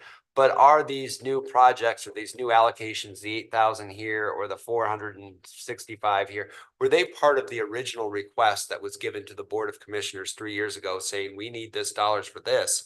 Them having the ability to change it after they've completed the project, it came in under budget, doesn't necessarily mean that they keep that money and then they can spend it on something similar to what their original contract was. That in my mind is a check. That's where we have to move forward on and make sure that they're following the original contract. I think we're in alignment there. I see council would like to weigh in. Thank you, Madam Chair. Yes, and I'm going to say that they find ways to satisfy the program, new ways to use it, but it still has to come back to you for approval before they can do that. For instance, and I'm just going to say, if I had a program where I was educating boys on something and I used it all, had it, and I said, well, I can do the same thing for girls, I would have to come back to ask you, but it's still in that same vein where they're going to get that same type of education, but now I'm focusing on girls instead, but they would still need your approval to do that. But it should be within that same purpose that they applied for originally, but you would still have to approve that. Thank you. Yep. So same intent and still subjected to board final approval. Vice Chair. My question would be, would that approval be in a contract or would that be on the claims list? That would be something I would have to look up. That's beyond me right now. Thank you. Administrator. Thank you, Chair. So, and Commissioners, Vice Chair, to answer your question, I'm very particular about this. So any purpose that any department, whether it's elected, the courts and or administrative departments, if it does not jive with the original purpose, I always shift it to the board for approval. We've never slid anything through the claims list. We will not do that. And these are dollar amounts, 2,000, 25. I don't let anything that does not align with the original intent of that ARPA grant agreement goes back to the board for approval. And we've done this for departments like the 8th District Court. They had funding left over back in 2024. They needed to shift and the board approved that. There are other departments that had similar cases where we've said, I'm not making that decision in administration. We kick it to the board and it goes on a board agenda on non-consent and or consent. It just depends on the item and what board leadership wants to entertain. So, but yeah, anything that does not align with their original purpose will come back to the board for approval. Thank you. And we see administration demonstrating that over and over. So Commissioner Gisler. Yes, thank you, Chair. I just want to, for my own benefit, if nobody else's, put what I see in that spreadsheet with the colored lines and that sort of thing into perspective. We've got basically $7.5 million that has not yet, by the time you get all the external and internal, it has not been spent. And we've got 8 months to spend it, which means write checks you can't sign a contract that extends into next year with half that money, because you're gonna lose that half. It's gotta be spent out of our hands by the end of the year. That makes me feel very uneasy that we're sitting here, if only 10% of that 7.5 million turns out to not be done, everybody's playing games with us and, you know, blowing smoke at you because you're hammering them to know what is gonna happen. If 10% of that's, you know, up in smoke, that's $750,000. That's serious money. And that'll do a hell of a job of fixing this, I think. And we also would, if we're gonna do, you know, I agree that we need to do something about the technology in this room. But can we do it if we started right now? I mean, it's gotta be done. You can't have guys on ladders still pulling cable and that sort of stuff. I feel it very uncomfortable about the time that we have left to do things constructively. Thank you, Commissioner Kistler. I'll just add, and then to Commissioner Morales, administration has been, we review these on a semi-frequent basis at board leadership. He's been following up with the vendors, and we're coming back here to a full board discussion because they're seeing now the time needed to reallocate some of those funds. So administration is working to be very proactive, so we avoid just what you're worried about. Commissioner Morales? So question, money came to us, we were able to get folks to fill these applications out that are approved. Knowing that we have 8 months, is there a hard deadline we can give them to provide to us? Say by July 1, we need to know what you're doing and if it's gonna be done by November or October. Because then if we allocate whatever is left back, how are we gonna get things fixed, to your point, Commissioner Gisler, in time for December? And I mean, I remember talking about this last year, about these funds having to be spent. So I'm worried about that too. And some of the pushback that some of different organizations got because they weren't quote unquote in alignment or couldn't spend their money fast enough, that felt forced to give their money back. Like, I really want some communication to go out to whoever is in this 750K. Like, I want you to be all over their head, on top of it. And I want us to decide on hard deadlines so that we're not scrambling in October through December and have to give this crazy state right now that money back. Thank you, Commissioner Morales. One more clarifying question. All of the ARPA funds, we've allocated them as revenue replacement. And so funding that is not expended by the awardees here comes back to the county, and we don't have to have the dollars spent directly. They're already assumed as revenue replacement. Is that correct? Yes, that is correct. Although it is still, because of, I'll just say bluntly, the shenanigans that I've been seeing from the federal government in terms of the ARPA final rule, I would highly recommend that the board actually spend them on something tangible this year and not just like put it into fund balance, just to be just on the up and up. So I think there's alignment with Commissioner Morales's recommendation for a sort of that hard deadline, a couple of months out, and administration will keep on top of that for us. Okay. Commissioner Ray? Well, I was just gonna suggest we set a deadline. And if we didn't have the money spent, we just send it back. I was thinking like June 1st, like we gotta stop playing, especially with LISC. It's ridiculous. Administrator? Yeah, so I think that could work, but in some cases, like for example, the Alcott renovations, so that fund, a majority of that funding is encumbered because it's renovations construction. So okay, yeah. So as long as the funding is encumbered, then okay. I just wanted to make sure I clarified that piece of it, but okay. Okay. Robust discussion. Thank you, everybody.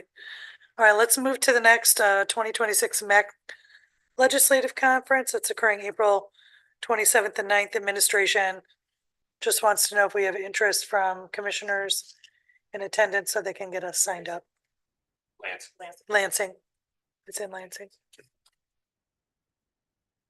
Vice Chair? I'm gonna be there and I would encourage commissioners, if you can, to attend. It's the one in Lansing, I think is a little bit better than the one in up in Traverse City because it's more nerdy, more informative, more policy driven. But that one's got more meat to it. I've already communicated, I would be interested in attending. I don't need accommodations though. And Commissioner Morales? She needs all the accommodations. Okay. All right, with that, we're gonna go to first reading. Discussion of resolution establishing creation of the 440 North Church Street Parking Garage Public Art Ad Hoc Committee. Whoever thought of that name So moved. gets extra points. We're gonna move that at the regular business meeting. This is just on the cow so that we're touching on it here and then there. So Commissioner Ray? Just a question on the resolution. There are a couple blank spots. Do we need to fill them in at the first reading or we fill them in the second time? We can have discussion about that now, so it's prepared when we vote this evening. So we're looking to identify the number of commissioners who want to participate and then the number of community representatives that we have participated if we want them to. I have folks who are interested. Commissioner Morales. That's what I was gonna ask. Did you get a list of community partners who wanted to engage? Yeah, so, and I think we could have some additional dialogue on that as well, but I have heard from Commissioner Ray and Morales interest. I have interest. I don't know if there are other commissioners. And then we have Pam Rowland from Junior Girls. We also have Jonathan Yarrow from NACD. Ed Genesis is not able to participate at the dates and times, but we'll be providing garnering community input. What was that? We did not connect with one another. So, but we can include a place for them. Yeah. Really, the resolution just stipulates the number of community voices. Yeah. Abby. Sorry, Commissioner Wheeler. It's okay. Thank you, Chair. I would highly recommend getting involved with the Kalamazoo County Public Arts Commission on this. It's, I sit on the Public Arts Commission, and I'm very interested in this. They do fantastic work and they have the ability to connect us with local artists, which I think is something that we would all be highly interested in. Yeah, thank you. So, and just to clarify, the Arts Council and the Public Arts Commission are helping with the initial stage of the process. So Arts Council helped put together the request for proposal. Public Arts Commission also helped sort of look at the initial respondents. I think there were 35, narrowed them down to 15. Those folks have been asked to craft a design. They'll receive an initial payment for that. And then the Public Arts Commission will take those 15 and narrow them down to finalists, 3 to 5 designs. That will come to the ad hoc committee for final selection of the art. Vice Chair. I was just gonna say, since Commissioner Wheeler serves on the Public Arts, I hate to give you more meetings, but I've been doing that with ISK. I've been doing it with everything else.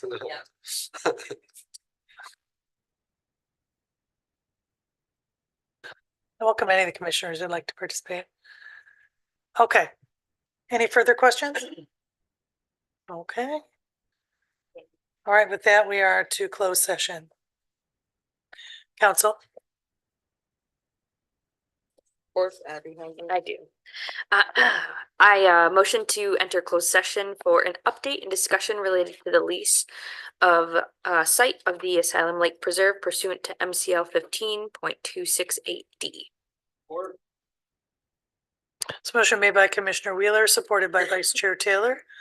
Any further discussion? Clerk, will you please call the roll? Vice Chair Pro Tem Hepler. Commissioner Mazer. Commissioner Morales.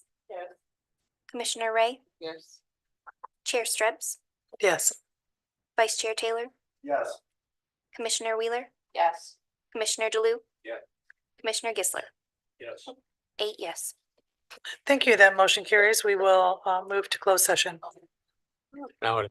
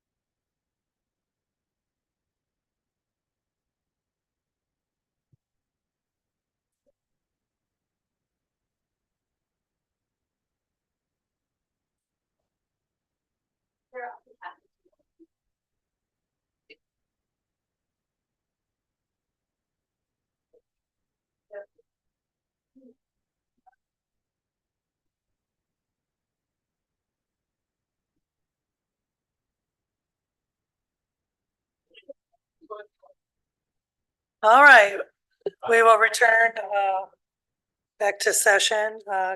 Commissioner Wheeler. Thank you, Chair. I make a motion to come out of closed session. Motion made by Commissioner Wheeler, supported by Commissioner DeLue to come out of closed session. Any further discussion? All those in favor signify by saying aye. Aye. Any opposed? That motion carries. Commissioner Wheeler. I make a motion to approve the closed session minutes. Motion made by Commissioner Wheeler, supported by Vice Chair Taylor to approve the closed session minutes. Any further discussion? All those in favor signify by saying aye. Aye. Any opposed? That motion carries. Corporation Counsel. Thank you. Madam Chair, I'd just like to state to the public that I asked for the closed session in order to clarify two issues that were discussed in the MOU. And that was that Western Michigan agreed to no unilateral changes to the Declaration of Conservation during. The body is still in session. I'm sorry, now. The Declaration on Conservation during the MOU period or the interlocal agreement, as well as clarify the community, Kalamazoo County Foundation's administration of the endowment. Thank you, Ma'am. Thank you, Counsel. With that, we are adjourned.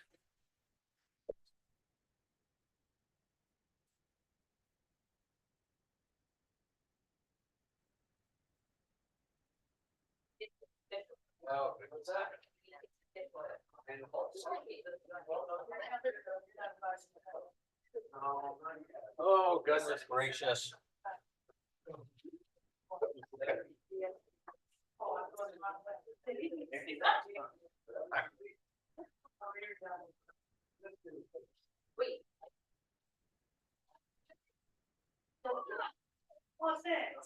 Yes.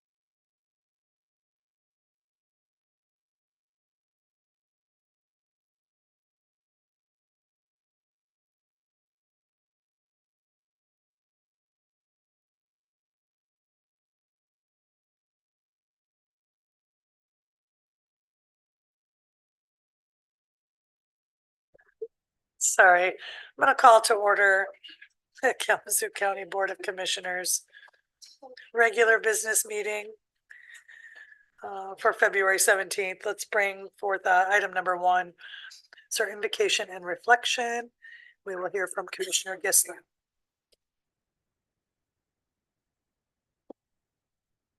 Please pray with me. Lord, grant us the wisdom to govern amid the conflicting interests and issues of our times. Also grant us a sense of the welfare and true needs of our citizens and a keen thirst for justice and righteousness. Grant us confidence in what is good and fitting and the ability to together work in harmony even when there is honest disagreement. Finally, grant us the personal peace to do the job that needs to be done. Amen.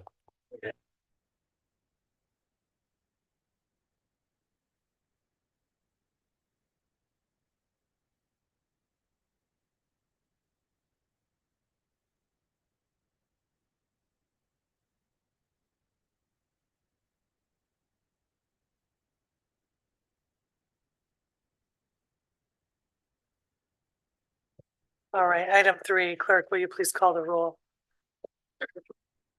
Commissioner DeLu, Here. Commissioner Gissler, Here. Vice Chair Pro Tem Hepler, Commissioner Mazer. Here.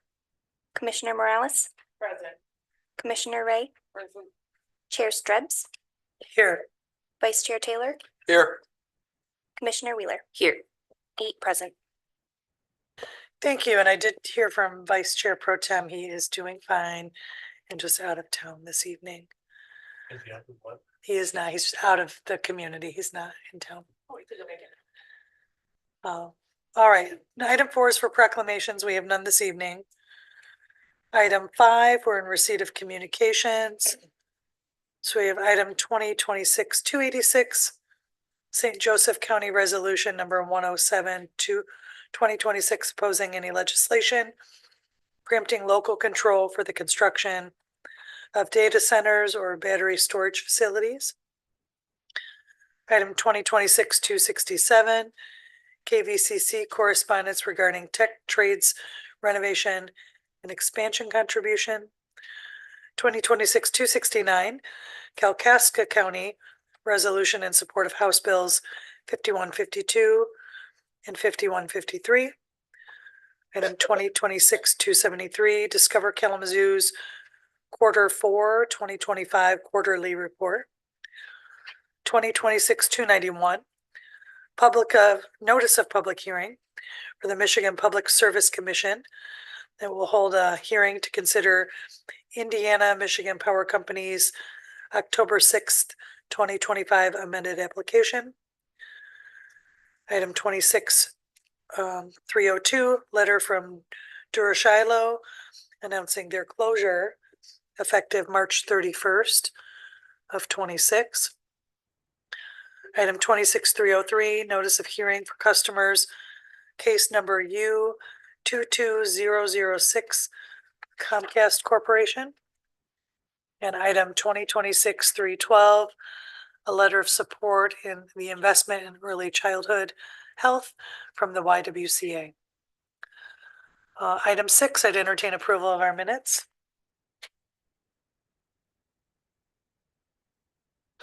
The motion is made by Commissioner Morales, is supported by Commissioner Wheeler for approval of the February 3rd, 26 Committee of the Whole and regular meeting minutes.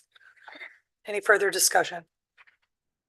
All those in favor signify by saying aye. Aye. Any opposed? That motion carries. We'll go to item 7. It's approval of the agenda. Commissioner Wheeler, you have a motion? Thank you, Chair. I move that we add consideration of the MOU between Western Michigan University and the county concerning the Asylum Lake Preserve to new business. Motion is made by Commissioner Wheeler, supported by Vice Chair Taylor. Any further discussion? Seeing none, all those in favor signify by saying aye. Aye. Any opposed? That motion carries. Right now, I'd entertain a motion for approval of the agenda as amended. So moved. Support. Motion made by Vice Chair Taylor, supported by Commissioner Wheeler Approval of the agenda. Any further discussion? Those in favor signify by saying aye. Aye. Any opposed? That motion carries.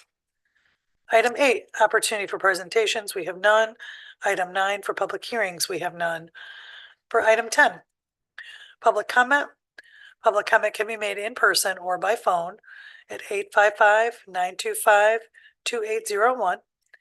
Enter meeting code 10748 and press *3 to join the queue. If you wish to speak during both public comment periods, you must press *3 again anytime after the first public comment period is ended. This is your first opportunity to address the board for up to 3 minutes in a professional and respectful manner on any topic. Once recognized, please share your name and where you're from. Do we have anyone wishing to make a public comment? Seeing none. Administrator? All right, we have no one online. All right, with that, we will close our public comment. Let's go to item 11, our consent agenda. Entertain a motion.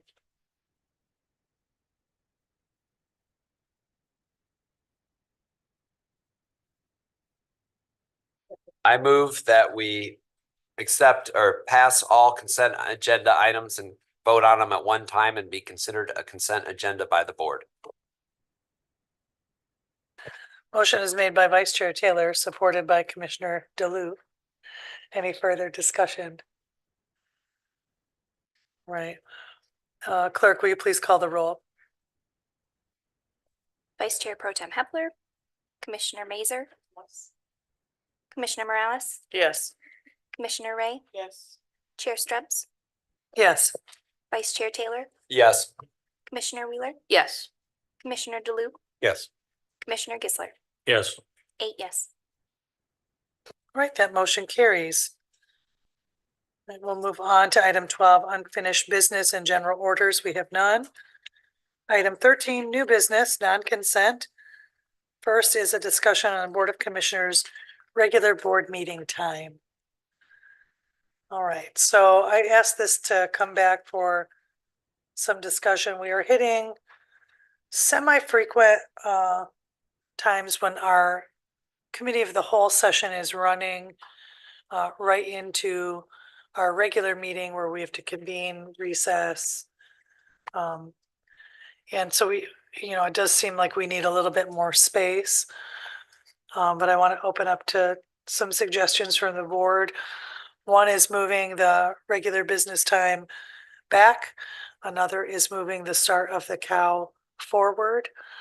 Both could accomplish the same thing, but it's also about the availability of the board. I think it is good for us to have an opportunity to have a break and for the community to sort of know what to expect about when our meetings convene. So I'd open up to any comments. Commissioner Gisler and then Commissioner DeLu. Thank you, Chair.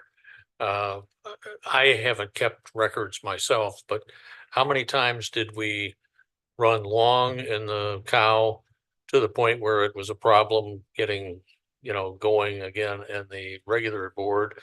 Or how many times have we been, like tonight was almost perfect? We have 22 minutes between meetings and we were done, even including a special session. So I don't think it's a problem yet.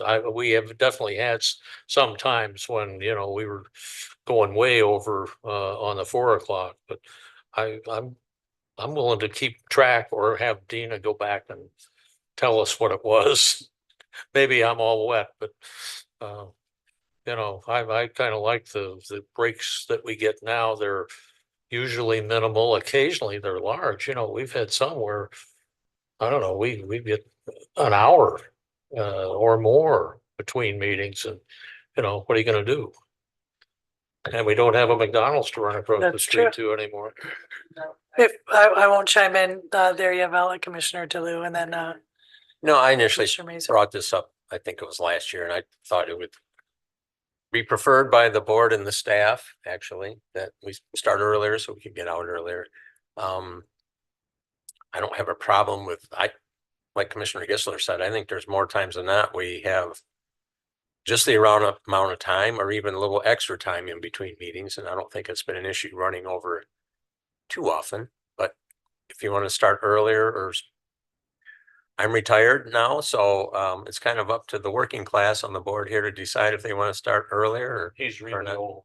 Yeah, I am. So, but I'm open to discussion. I asked some of the board members earlier and maybe administration or council can, what is the problem or why don't we just have one meeting? I know other municipalities and jurisdictions have one meeting as opposed to two when they used to have two. And is it in the statute, the bylaws, or what's the main purpose?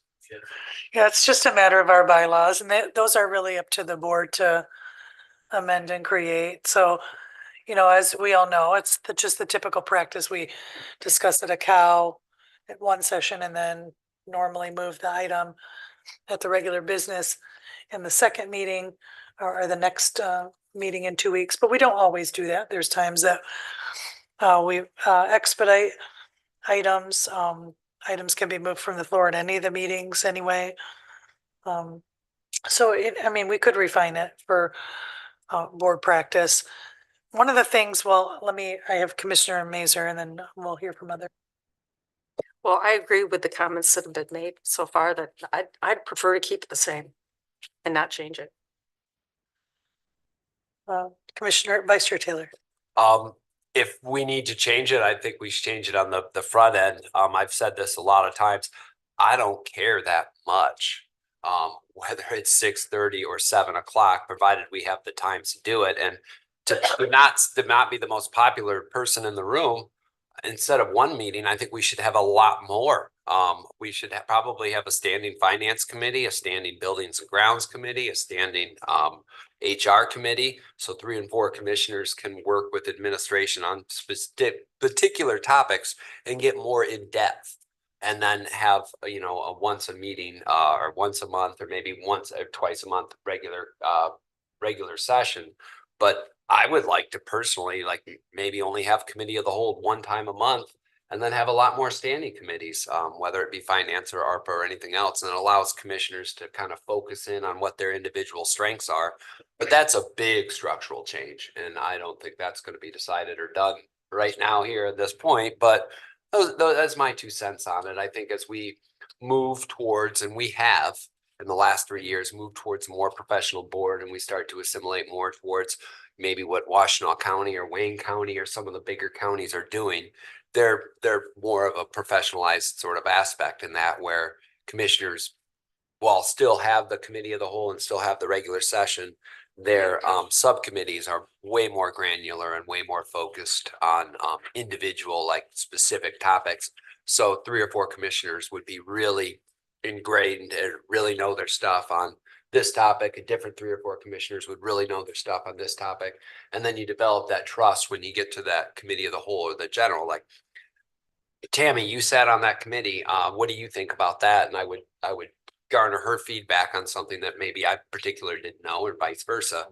I'd like to see us move into that process, but that's going to take at least a year to try to formalize and everything else. But just throwing the bug up in the air.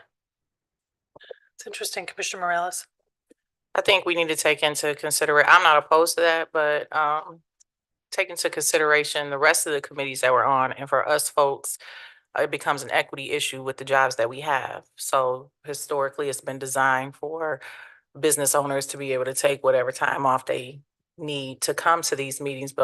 And I'll speak for myself, I have to take that PTO and, that other time to be able to come. And unless a lot of those things will be offered online, for somebody like myself in that working world would still have to make adjustments. I don't think going backwards for community whole, it's already a struggle for those that work 9 to 5 or 8 to 5 to get here at 4. If anything, I would say push it to 5, which I'm probably not gonna get support on. Then, we could use less time and also the community as they're on their way home would be more prone to maybe stop by. A lot of folks aren't off work at 4, and although they can Zoom in, not quite with our ill technology that we have been struggling with, but it could afford other folks an opportunity to be more engaged as they drop their kids off to practice before 5 and maybe come and sit in at a meeting. Right now, for me, it pushes a little bit going because we will have some tough topics that we do talk about that go past the 6:30. Today was okay, but it still felt like only 20 minutes. Like my colleague couldn't get home to, I'll let her speak for herself. But for those that still have kids at home that are, may have be nursing or, in between, it still makes it a little tough. So anyway. Commissioner Ray. I guess I'll comment, but I'm gonna say I agree with Commissioner DeLu, Commissioner Gissler, and Commissioner Mazer. I think that the 6:30 time is a good time for us to start. I have noticed that we've had a lot more presentations that we don't actually have the presentations in our packet. Just throwing that out there, being petty. But I believe we put presentations on a regular meeting agenda in case we had too many for the cow, and I think we should start utilizing that space instead of having so many presentations at the committee of the whole meeting, creating these long, drawn out meetings with lots of talking. So 6:30 is fine for me. Thank you, Chair. Yeah, with the pushing it on the front end, that's really hard for me with my job. I mean, I work 48-hour shifts, and so having to take 6 hours off on a consistent 6-7 hours off on a consistent basis creates a hardship, especially considering that my workplace isn't appropriately staffed. So Yeah, I appreciate the feedback from commissioners, and the idea of considering earlier wasn't one I necessarily was advocating for, but one staff had proposed because I know they like to get home from meetings.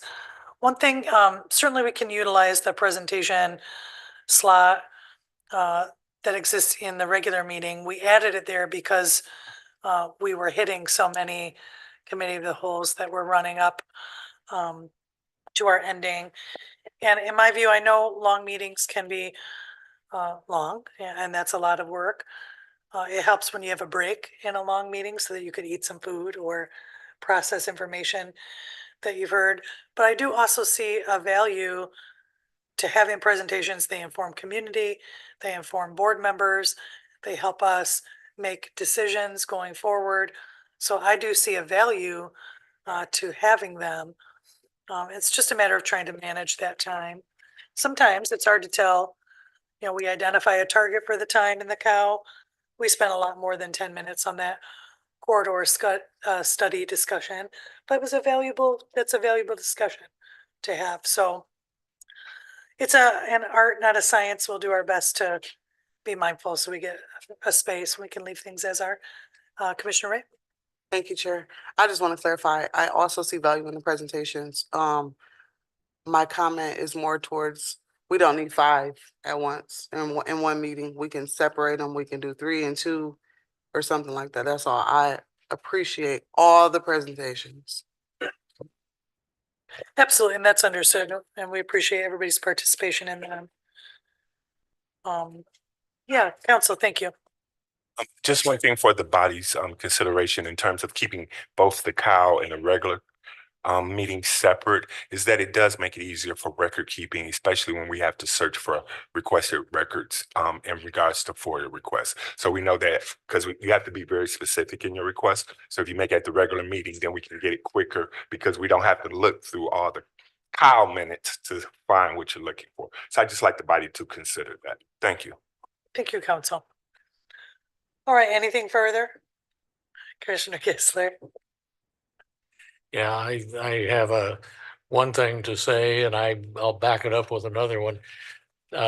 Your idea, John, of becoming more Washtenaw-like, okay, but I'm ready to sit tight and say, I know we work our leadership like dogs, but you guys always come through for us. And that makes me a little leery of putting a lot of subcommittees and things like that together. And if you'll recall, John, because you were here then, there were 17 members of this board at one point. Boy, we hardly could fit around here. And Jack Urban was constantly, bless his heart, trying to come up with another subcommittee or another meeting or something. I thought, holy smoke, give it a break. So I'm not saying you're following in his footsteps, kind of that way. Thank you. All right, Vice Chair. I'd like the record to show that I'm referring to, instead of Washtenaw County, let's be more like Kent County, for Commissioner Gissler's benefit. So they also do sort of a standing committee structure as well. All right, colleagues, I appreciate the discussion. We will leave items as is. It looks like is the overall consensus at this time. Let's go to the next item. That's item 2026-279. Request for approval of establishing the 440 North Church Street Parking Garage Ad Hoc Committee. Or so moved. Motion is made by Vice Chair Taylor, supported by Commissioner Wheeler. Is there further discussion? So, yes, Commissioner Gissler. Thank you, Chair. Could you indicate for me, other than a street address, just what that is? Thank you. So that's the parking garage that will be to the north end of the parcel across the street. We're building the new administration building. It would have been behind the McDonald's. That's correct. So, and this will be public art that's going to go across that whole north face of the parking structure. So that's 5 stories high and the entire block long. And again, consists of 2 large painted murals in the lower level, and then 38 fabric panels that go on the actually east, north, and west side of the building. And they'll be printed with a graphic design that comes forward from the artist as well. It was church. A church address that got me. I thought, well, that's Yes. on Rose. Yes. Well, church is the next one over. Yeah. Okay, thank you. Thank you. Council, does this need to be read aloud? That is at the discretion of the board. So no, we don't have to read that aloud. We do, we talked in brief about the blanks in the resolution. So I think we've identified 4 commissioners that will be participating. And then I believe that we have 4 spaces for representatives from community. Is that all in alignment with commissioners? Okay. So with those identified within the resolution, we have a motion and a second. Any other discussion? Vice Chair. Just really quick, I agree completely. I think we made a good choice of commissioners. I'm just gonna throw my sense in. Please make sure it's a local artist, somebody from the city of Kalamazoo or Kalamazoo County. I'd hate to that bid get awarded to somebody from Grand Rapids. Yes, Council. Could you just state for the records the names of the commissioners that were and the other community representatives, if you know that, knowing that it is the published resolution that will control once we have those names, but they should be included in the record here. Thank you, Council. If we need to solidify another community member's name as yet, should we state them here at this time, or what would be the best to bring that to resolution?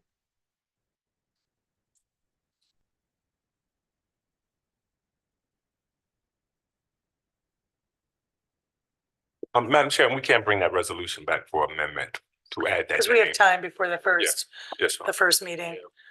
But so for matter of the record, the commissioners will be Commissioner Ray, Wheeler, Morales, and Strebs. And then we'll identify the community members at future meeting through resolution. Okay. All right. And okay, with that, Commissioner Gissler. Have something. Yes, could I ask, do we have a list of citizens that's already been appointed or will be appointed? And are any of those represented in out county townships? Thank you for that question. So we don't have all of them solidified yet. So primarily, we have several voices that help to represent the North Side community. It's a very large public art project that they will all see every day while they're moving around the neighborhood because it's quite large. But we're open to other suggestions. So there is not anybody from the rural community. We have directed through the request for proposal that's gone out to the artists. That the art really be inclusive and encompassing, and that it include a nod to the North Side community, but that it also focuses on the Kalamazoo County broadly, and that the artwork, because of its location to like the rail tracks, encourages people to stop and visit Kalamazoo, to explore our community as well. Can I continue? I would like to find some way of at least, I don't know if he would be willing to or not, but Joel Amos of Climax Township is a full-bodied participant in a lot of things. He's a community-minded guy. He represents farming, which is a big deal in Kalamazoo County. And he's also been a member, I don't know if he still is, of the Arts Council. So I would like to throw Joel Sure. Amos's name in, and he may be sending me a text right now saying, what are you doing? I'd be happy to reach out with him and see if he can participate. Thank you for that. Okay, anything further? All those in favor signify by saying aye. Aye. Any opposed? That motion carries. Excellent. Okay. Oh, I'm sorry, that should be a roll call. Clerk, will you please call the roll? Commissioner Mazer? Yes. Commissioner Morales? I would yield to council. You good? Yes. Commissioner Ray? Yes. Chair Strebs? Yes. Vice Chair Taylor? Yes. Commissioner Wheeler? Yes. Commissioner DeLu? Yes. Commissioner Gisler? Yes. Vice Chair Pro Tem Hepler? 8 yes. Thank you. Now that motion officially carries. Yes, Council. And I'm sorry, just a point of clarification. It does not need to come back now that you could just simply appoint the members that the committee members, but I did need the commission members on the record. So you're okay. Thank you. Good. Thank you very much, Council, for the clarification. Let's go to item 2026-311. This is a request for approval to authorize county administrator to approve change orders within budget at the landing place and in the amount not to exceed $150,000 per occurrence, with required written reporting to the Board of Commissioners. Motion's made by Commissioner Ray, supported by Commissioner Wheeler. Is there any further discussion? I'm seeing none. Clerk, will you please call the roll? Commissioner Morales? Yes. Commissioner Ray? Yes. Chair Strebs? Yes. Vice Chair Taylor? Yes. Commissioner Wheeler? Yes. Commissioner DeLu? Yes. Commissioner Gisler? Yes. Vice Chair Pro Tem Hepler? Commissioner Mazer? Yes. 8 yes. Thank you. That motion carries. Right. Now we will go on to our second opportunity for public comment. I'm sorry. Madam Chair, I'm Yes. sorry. There was a new business added. Yes, ma'am. Thank you. Good.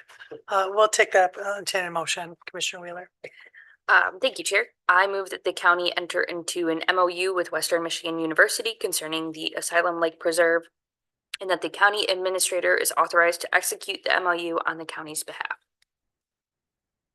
Motion is made by Commissioner Wheeler and supported by Vice Chair Taylor. Any further discussion? Vice Chair. Just for the broader community, this is the first step. This is not that we are taking ownership of this. We are allowing our administrative team and our corporate counsel to go into negotiations with Western and see if there is a viable option here. This is not that we are moving ahead 100 miles an hour, but it's that we're looking into it, and it's a unique opportunity that we might have a win-win here. And I trust our administrative team and our corporate counsel to come back with some options for us. Thank you, Vice Chair. I'll second that as well. I'm excited about exploring this potential opportunity, but in order for us to move forward, I mean, we are really, as Vice Chair said, looking for a win-win. This is an important piece of property. It means a lot to our community. It would mean a lot to Kalamazoo County to help in the stewardship of it. But we want to do that in a way that is mindful to capacity, community partners, et cetera. So we look forward to exploring it and seeing what comes forth from that work. All right, anything further? All right, clerk, will you please call the roll? Commissioner Ray, No. Chair Strebs, Yes. Vice Chair Taylor, Yes. Commissioner Wheeler, Yes.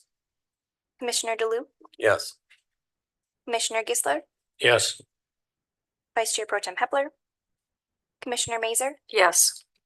Commissioner Morales. Yes. 7 yes. That motion carries. All right, we'll move now to officers, or reports of the officers, bodies, administrator and controller. Chair, point of order, Thank you so much. public comment. I'm so tired. I'm just trying to keep it moving, aren't I? Thank you. This is that second opportunity for public comment.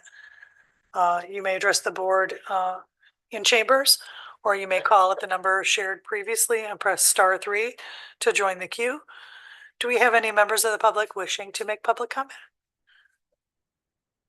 Welcome. Hello, everyone. Chair Strabs, Vice Chair, and Board of Commissioners, Administrator, Corporate Counsel. My name is Gwendolyn Hooker. I'm the CEO, founder, Hope Through Navigation, currently operating the Hope Family Respite. And as promised, this is not a presentation, but it is just a brief, high overview of where we are, what we're doing, and how well things are going. Since January, we have been at 100% occupancy. We have been working very well within the structure that was already laid out based on the Winter Emergency Shelter RFP. We have located and found homes for 2 of the families that are going to be moving into Sugarloaf on Friday. So that is, one family with 2 children, one family that's a household of 5. So we are really super excited about transitioning them out.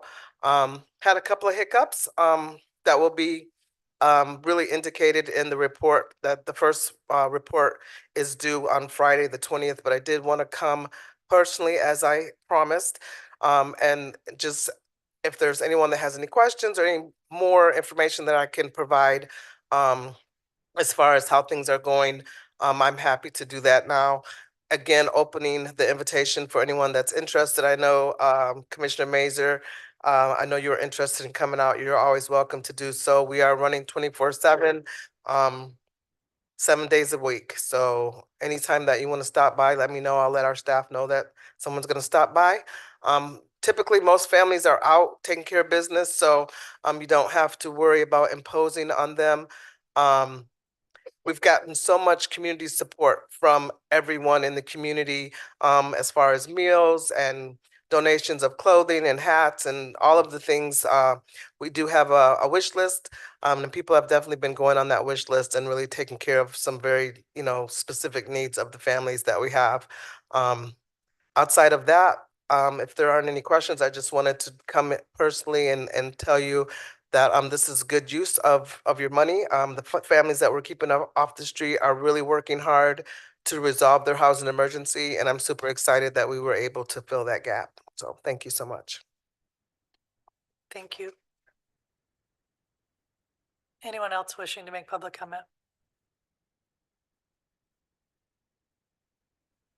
All right, seeing none, now I'm going to close that public comment. And now I'm going to move to reports of the officer's body, administrator, and controller.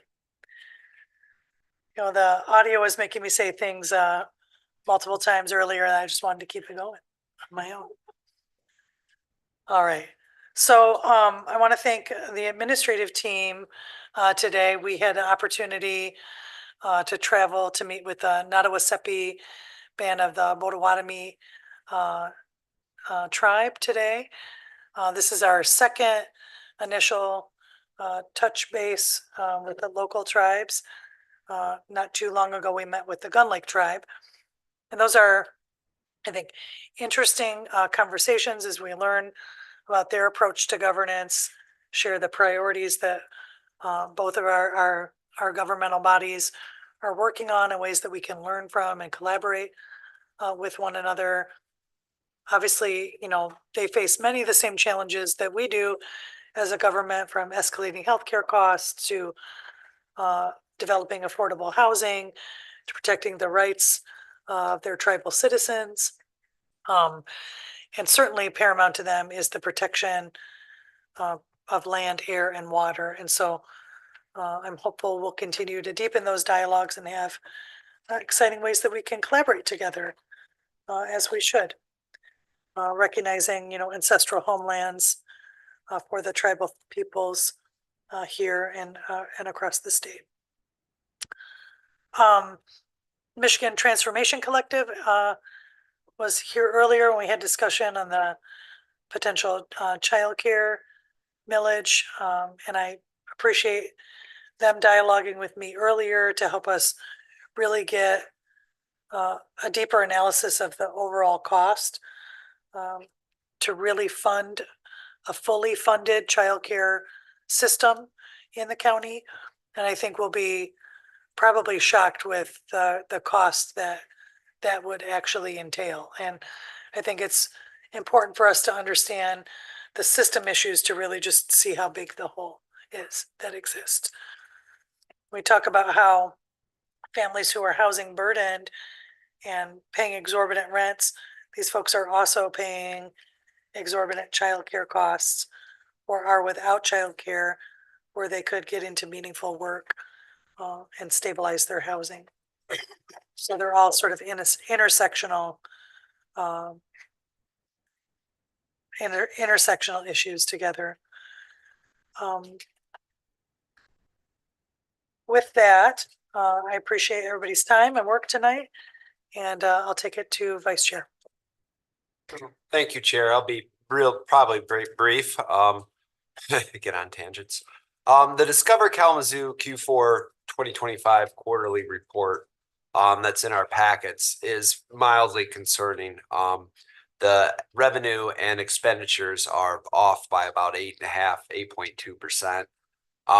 We need to look at that next year. We've got to make sure that we don't have that happening again and again. They do not have a large surplus to draw down on. So when they have structural deficits, it only lasts so long before there has to be dramatic cuts on their expenditure side, or they're going to have to be looking for new revenue.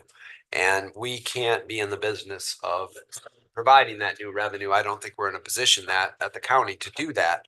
So as we go through and the audits come back for next year, I think we need to take a real good look at what are their expectations of Q4 on the revenue side, and make sure that they align with their expenditure side. And I appreciate administration putting this report in our file, because I read everything. So that is, mildly concerning. It's sort of a yellow flag that we need to be on top of. Secondly, I forgot what I was going to say second, so I will just pass. Bo and Gigi, if you're still up, it's time for bed. Vice Chair Pro Tem is not here this evening, so on to Administrator. All right. Thank you, Chair, Vice Chair, Commissioners. If you would entertain me for a moment, because Vice Chair mentioned the Discover Kalamazoo report, Chief Deputy Treasurer Tyler White was reviewing that and has some commentary to share, if you wouldn't mind, and then I can move to my report. Yeah, I'll entertain. Thank you.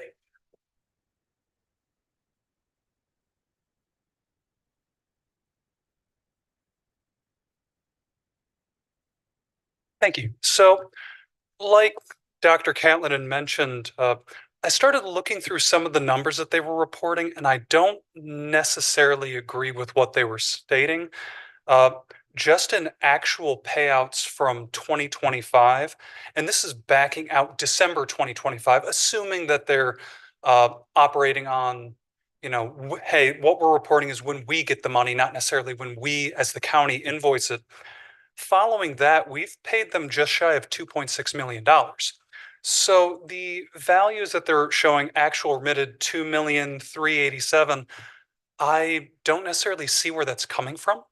And I just want to, preface that, yes, we have made payments to them exceeding what they're showing. There is a difference between their budget and what we've given of $102,000. I don't know what was underlying their budget assumptions, but And we've also paid them more than we did last year. The board actually authorized an advance from the delinquent tax revolving fund for some of those hotels that are, one of which is in bankruptcy, one has been sold, ownership is transferred, but their unpaid accommodation taxes were billed as delinquent special assessments on the property taxes. We're going to get those tax dollars and then pass that along. This board authorized giving that money early. So we have paid them. I would need to ask them what the numbers are. Vice Chair? Yeah, is some of that due to the KCEAD money going directly to Discover Kalamazoo as opposed to a separate KCEAD account? No, sir. So the numbers that I'm showing are solely accommodation tax values. All the KCE CAD values are completely separate from this and tracked separately. So we do have more collections from that 4% that's being held, but all the payouts to them reimbursing those expenses aren't included in the 2,593,800 that I'm showing from payouts of accommodation tax December 2024 through November of 2025, all of which are 1 month lags.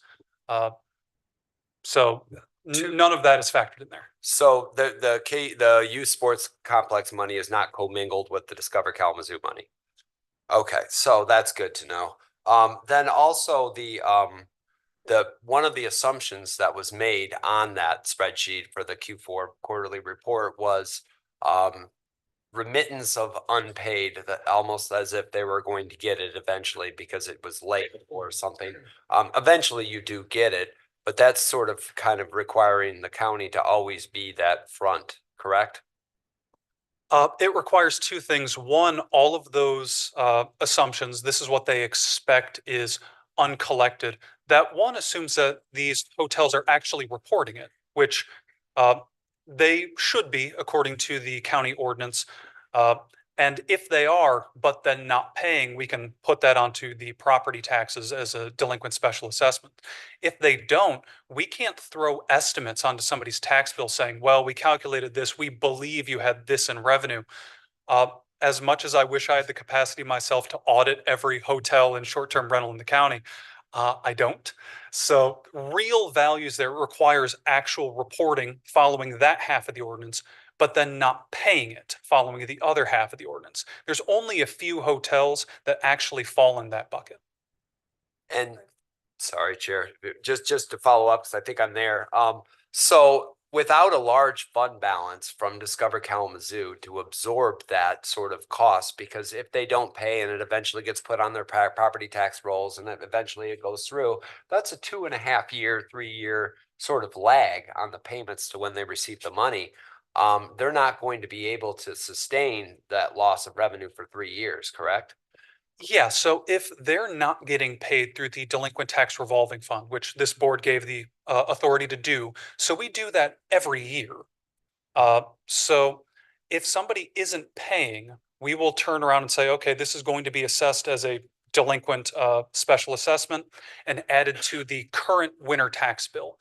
So that will get paid, but it may be an entire year before they actually get that that balance. So it won't be a 3-year lag, but it will be, 9 months, maybe a year. And in the event that a hotel say they don't pay any of their taxes and they foreclose, if that property forecloses and it doesn't sell for the minimum amount of taxes, we eat the loss. Okay, that's definitely something to keep our eye on. And the additional accommodation tax, we have about, looking at the bond projections that we reviewed, it's really about 8% of that revenue went uncollected through the first cycle. So that may even out a bit more over time because it's new, but, as we, articulated in the bond projections, that we want to see them, budget accordingly because there are going to be revenues that are not collectible. And so they've got to conservatively plan for that. Go ahead, Administrator. Well, thank you very much, Chair and Vice Chair, for the question and entertaining sort of that analysis. And we'll follow up with Director or CEO Goshen and report back on our findings too. So no problem on that. I actually have, it looks like a few updates to share, so just three. So one, I wanted to inform the board that next week I will be attending the annual convening of REBIA, which is the Racial Equity Builders Dialogue in Puerto Rico as part of the Kalamazoo Community Foundation delegation. So, if it's this hot as it is in this boardroom, I don't know if I'll really get to enjoy it, but a part of the Kalamazoo Community Foundation delegation. We also have DEI Director Darnell going as well. They'll be attending. So REBIA brings together cross-sector leaders focused on advancing racial equity through systems change, policy innovation, economic mobility strategies, and collaborative leadership. So sort of the purpose for attending is to strengthen partnerships with philanthropic and economic development stakeholders. We'll be identifying replicable best practices related to equitable procurement, wealth building, and inclusive economic development. We'll also be aligning national equity strategies with Kalamazoo County's strategic priorities and DEI framework. And then lastly, deepening regional collaboration through participation with the KZCF delegation. And so we're looking forward to that and bringing a lot of that knowledge back. Next, I wanted to just give an update on the architect and engineering interviews for the administration building. So a team of internal cross-functional team members will convene in early March. So we're looking at, I believe it's March 2nd, 3rd, and 4th to interview 4 firms for the administration building architect and engineering project. So 10 proposals were received. We whittled that pull down to 4, and then interviews will occur again early March. So our timeline is very tentative. We hope if we can get through those interviews that we can bring something back, at least even possibly a tentative recommendation to the board on March 17th, but that's barring any complications with scheduling, that sort of thing. If anything, something forward to the board no later than April 7th at the committee of the whole and then regular meeting subsequently to approve an agreement. So we know that this project remains foundational in modernizing county facilities, enhancing service delivery, and then ensuring long-term operational sustainability. So we're looking forward to that. And then lastly, just to make everyone aware, there is a freezing rain advisory that was published by the National Weather Service earlier today. We have potential for freezing rain conditions overnight into Wednesday morning. And so the freezing rain likely north of US 10 and east of 131 between 12 a.m. and 9 a.m. Wednesday. And so be careful as you are driving because they anticipate icy roads, slippery conditions, that sort of thing, and travel disruption. So just be careful as you're traversing roads tomorrow morning. And that's all I have this evening. Thank you. Thank you, Administrator. All right, we'll take it to members' time. Commissioner Ray, would you like to go first? Sure. Yeah, I don't have much. Just want to say Happy Black History Month and then acknowledge Reverend Jesse Jackson and passing today. I'm just gonna lift him up. And that's it. Commissioner Wheeler. Thank you, Chair. I don't have much either. I just want to make everybody aware that there is a critical blood shortage right now, and the Texas Township Fire Department is hosting a blood drive on February 26th from 9:30 to 2 p.m. with Versity. They do ask that you make an appointment. So far, we have 10 appointments. We're looking for 20. I'm going to be giving blood.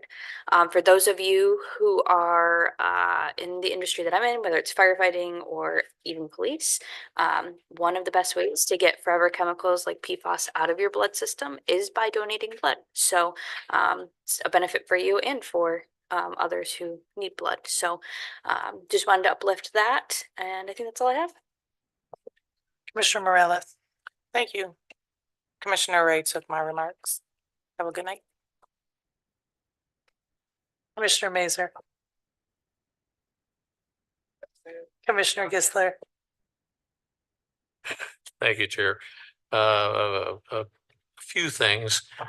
First, aren't these things amazing? I sent Joel Amos a text and told him what I'd done, and he said, okay. So, consider at least one rural candidate as a possibility. The only other thing I have is I'll only mention the next 2 upcoming KCRG meetings. On March 9th, the second Monday of the month at 8:30 at Mark's Diner on Romance in Portage. Jeff Sorensen, the supervisor of Cooper Township, is going to talk. We haven't had a supervisor talk to my group and describe what the devil a supervisor does since Pat White talked like 8 years ago, way before COVID. So that'll be an interesting thing. And on April 13th, the following month, we're going to have data center and battery energy storage systems discussed by Derek Knopfs from Consumers Energy. So everybody's welcome. Sit in, you know, bring things to throw if you want. But we'll have a decent crowd. Thank you. Thank you, Commissioner. Commissioner DeLu. Well, just to appease Commissioner Gisler, I think on all the panels on the parking ramp, we should have at least requirement of one cow being drawn on one of the panels. Cow. He has to have a cow, something rural. Yeah. On there. Joel works on a big dairy farm. But on a more serious note, I just want to actually thank the leadership of this board, because every meeting I realized how much you guys do without us. And I know you're spending a lot of time and effort. That's why you're in a leadership role, and I really appreciate it. And you help make Kalamazoo a better place to live, work, and play. He'd be so proud of you. Look at that. Thank you, everyone. With that, our agenda is exhausted. We're adjourned.